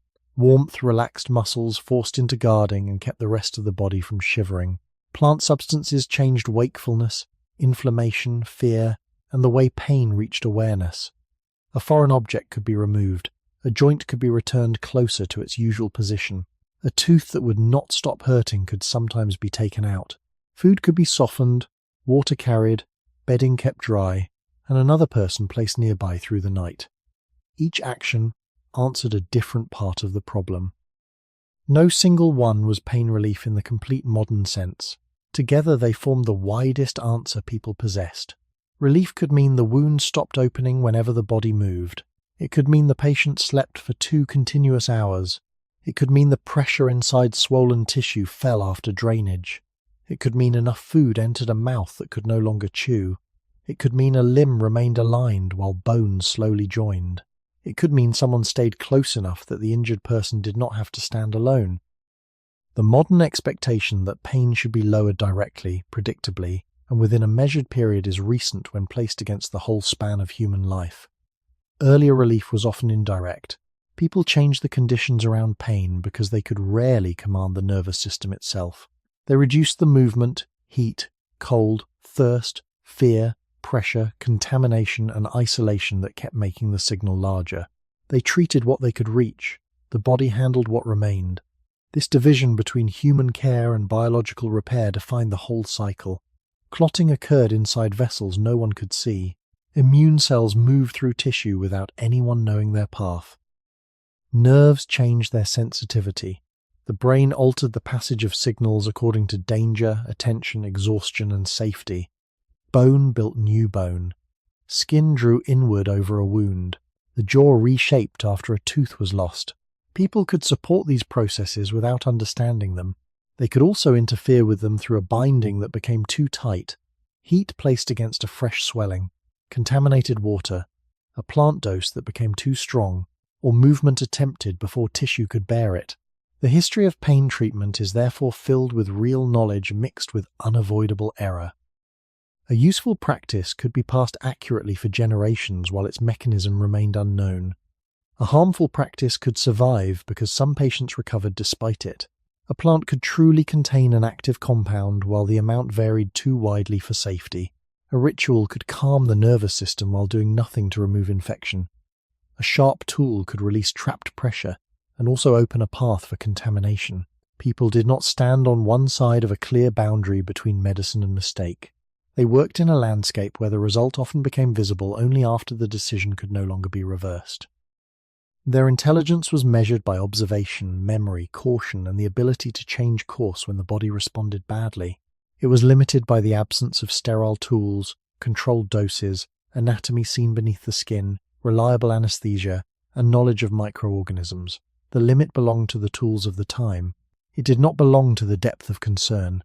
By the end of the first month, a patient whose injury is healing may return to part of ordinary life. The body rises with assistance, then without it. A cup is lifted, a short distance is crossed. A hand begins gripping lighter objects. Soft food gives way to firmer food where the mouth allows it. The support remains nearby because fatigue reveals weakness that a few successful movements can hide. Pain changes from constant to occasional. It appears after effort, during cold mornings, or in the first movement after sleep.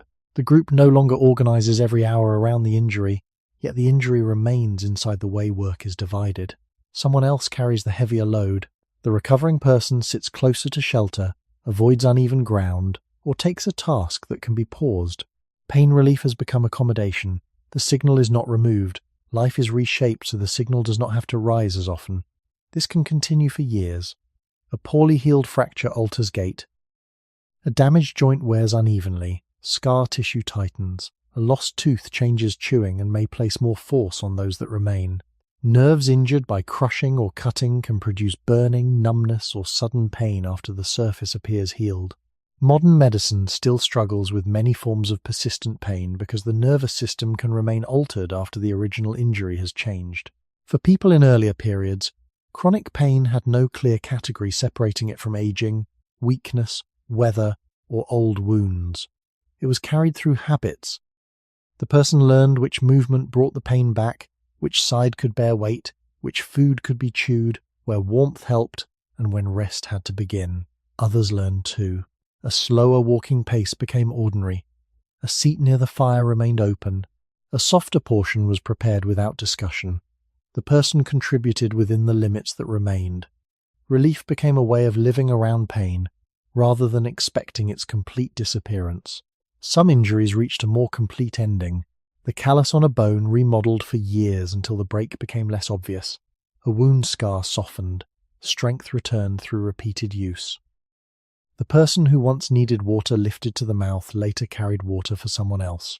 Knowledge from the injury could enter the group's memory. A binding that had held well was copied. A plant preparation that allowed sleep was remembered by taste and season. A mistake was remembered with equal force. The stone that burned skin, the wrap that made fingers cold, the second dose given too soon, the movement attempted before swelling had fallen. Pain created teachers without asking permission.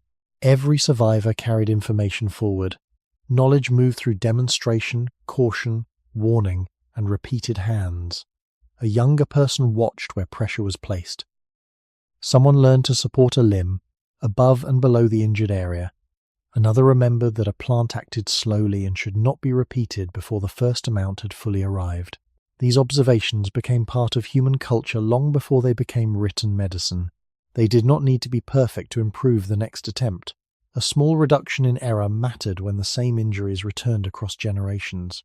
The body remained vulnerable to sharp stone, falling wood, fire, teeth, childbirth, conflict, infection, and ordinary labor. Knowledge accumulated because pain accumulated. Yet there were endings in which accumulated knowledge could not do enough. A wound might begin looking calmer, then become hotter and more swollen. Fever could rise. Thirst could deepen while the patient became too weak to drink. Speech could lose clarity. Breathing could change. A person who had slept from plant sedation might fail to wake normally. Bleeding hidden inside the body could continue without a visible wound. A fracture could damage vessels or allow infection into bone. A tooth infection could spread beyond the jaw. Earlier caregivers recognized decline through the signs available to them, even when they did not know the internal cause. They gave water. They changed coverings. They used the plant that had helped before. They cooled a fevered body or kept a chilled body warm. They reopened a place that seemed to hold fluid. They remained near enough to hear breathing. Their actions might slow the decline. They might also be powerless against it. The person could die after days of careful attention. There was no final failure large enough to explain it. The body had crossed a limit their tools could not reach. Someone had carried water. Someone had prepared food that was never eaten. Someone had stayed awake. It was not enough. The sentence has to remain this plain because the event itself carries the weight. Human beings have always lost people after doing everything they understood how to do. The absence of a modern painkiller was only one part of that loss. The deeper absence was the inability to treat the cause, to control infection, replace lost blood, repair internal organs, maintain breathing, image a fracture, or deliver a substance at a safe and exact dose. Pain often continued because danger continued. Quieting the signal could bring comfort while death approached, though even comfort was uncertain. A sedating plant might allow the final hours to pass with less awareness. A hand might steady breathing through fear. A familiar voice could remain when every material treatment had been exhausted. Care did not need to cure in order to remain meaningful. When the body could no longer be returned to work, people could still keep it warm, clean, supported, and accompanied. The final form of pain relief may have been presence. Archaeology rarely preserves the sound of such care. It may preserve the body afterward, placed in a grave, sheltered beneath stone, wrapped, arranged, or accompanied according to the practices of the community. Burial alone cannot reveal every emotion, or prove that the same person received prolonged medical attention before death. It does show that living people spent time and effort dealing with the body after life ended. The exact meaning varies widely across cultures and periods. The most careful interpretation avoids turning every grave into evidence of tenderness. Still, death did not always end human obligation. The body that could no longer feel pain remained part of social life long enough for others to act around it. For the survivors, knowledge of the failed treatment remained. The plant had eased sleep but had not stopped fever. Pressure had slowed visible blood while weakness continued. The wound had been cleaned and still worsened. These memories shaped later decisions. Human medicine grew from successful care and from losses no one wanted to repeat. A community might avoid a plant associated with dangerous breathing. It might open a swelling earlier after seeing one spread. It might move an injured person less, change a binding sooner, or prepare food differently. The lesson could be accurate or mistaken because several causes might have acted together. Even mistaken lessons reveal the same effort. People search for patterns inside suffering. They refuse to treat pain as something that could only be endured without response. This search links the earliest hand placed over an injury with the later development of pharmacology, surgery, dentistry, nursing, and anesthesia. The connection is not a straight line of constant improvement. Knowledge was gained, lost, localized, protected, forgotten, and rediscovered. Useful plants could remain unknown beyond the region where they grew. Written traditions could preserve detailed techniques while other communities relied on oral teaching. Trade could spread medicinal substances and also spread unsafe claims. Political power, wealth, gender, age, and status influenced who received treatment and whose pain was ignored. The history of pain relief contains care and exclusion together. Some people had skilled help, some had only family, some had no one able or willing to stay. The fact that care existed should not be used to soften the hardship of a world without dependable treatment. The fact that suffering was common should not erase the intelligence used against it. Both belong in the same account.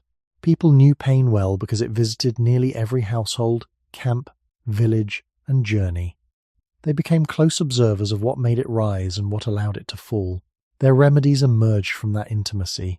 Pressure came from watching blood slow beneath a hand. Splinting came from seeing movement renew pain. Cooling came from feeling burning tissue quiet under lower temperature. Warmth came from muscles loosening near fire. Plants revealed themselves through repeated changes in sleep, swelling, sensation, and consciousness. Procedures developed when waiting had shown that the source would not leave on its own. Social care continued because the injured person could not survive on sensation relief alone. A medicine that calmed pain without water, food, protection, and cleanliness could not carry a weak body through many days. The answer to the title is therefore wider than a list of substances. Before standardized painkillers, humans used their own protective reflexes. The pressure of hands and bindings, stillness, support, cooling, warmth, water, plant compounds, intoxicating or sedating preparations, touch, rhythm, expectation, and direct treatment of the cause when they could reach it. They also used time borrowed from other people. Someone else carried the water while the patient lay still. Someone else found the plant. Someone else kept the fire alive, softened the food, checked the binding, held the limb, watched the breath, and accepted the work the injured body could no longer perform. These acts did not always stop pain. They often prevented it from becoming larger. They allowed sleep.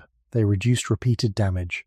They kept the body alive long enough for inflammation to settle, skin to close, bone to join, and strength to return. In severe cases, they made survival possible when independence was temporarily gone. In other cases, they made the final days less solitary. The word "stop" in the title carries a modern promise that much of history could not fulfill.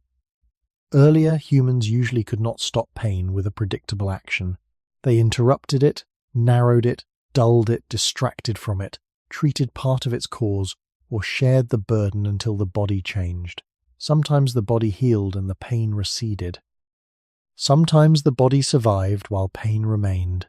Sometimes neither knowledge nor devotion could alter the ending. This uncertainty was present from the first second of injury. It remained through the last stage of the cycle. What changed was the amount of human effort surrounding it. The first hand reached the wound by reflex. Later, hands chose to remain. The patient who recovered carried more than a healed scar or thickened bone. They carried the outcome of many decisions made when no one knew whether the work would succeed. Their continued life became part of the next generation. They raised children, shared food, taught skills, remembered plants, and showed others how to bind a limb or soften a meal. Every person alive now stands at the end of an unbroken line in which enough ancestors survived injury, illness, childbirth, infection, hunger, and pain to continue that line. Many survived through their own biology. Many survived because another person gave them time their injured body could not create alone. The connection does not require a heroic story. It can remain ordinary. A cup carried, a fire kept alive, food made soft, a body turned before the skin beneath it broke, a hand held in the dark. These actions are small enough to disappear from history and important enough for history to depend on them. The modern tablet beside a bed contains chemistry refined through long study. It also rests at the far end of a much older human refusal to leave pain entirely unanswered. Long before dosage labels and clinical trials, people were already comparing effects, remembering danger, adjusting methods, and caring through the hours when no reliable relief existed. Their remedies were incomplete. Their observations became part of what later medicine inherited. Their care filled the distance that knowledge could not yet cross. The fire from the first night is gone now. The bedding has been moved, the water vessel is empty, the plant fragments have dried or been thrown away, the binding has been removed, or the body beneath it has been buried. The cycle has reached its end, though pain itself remains part of human life. What earlier people used was never one thing. It was the body's own defences, the materials close at hand, substances learned from the landscape, skilled attempts to remove the cause, and the labour of people who refused to let one injured person face every hour alone. Before painkillers, what did humans use to stop pain?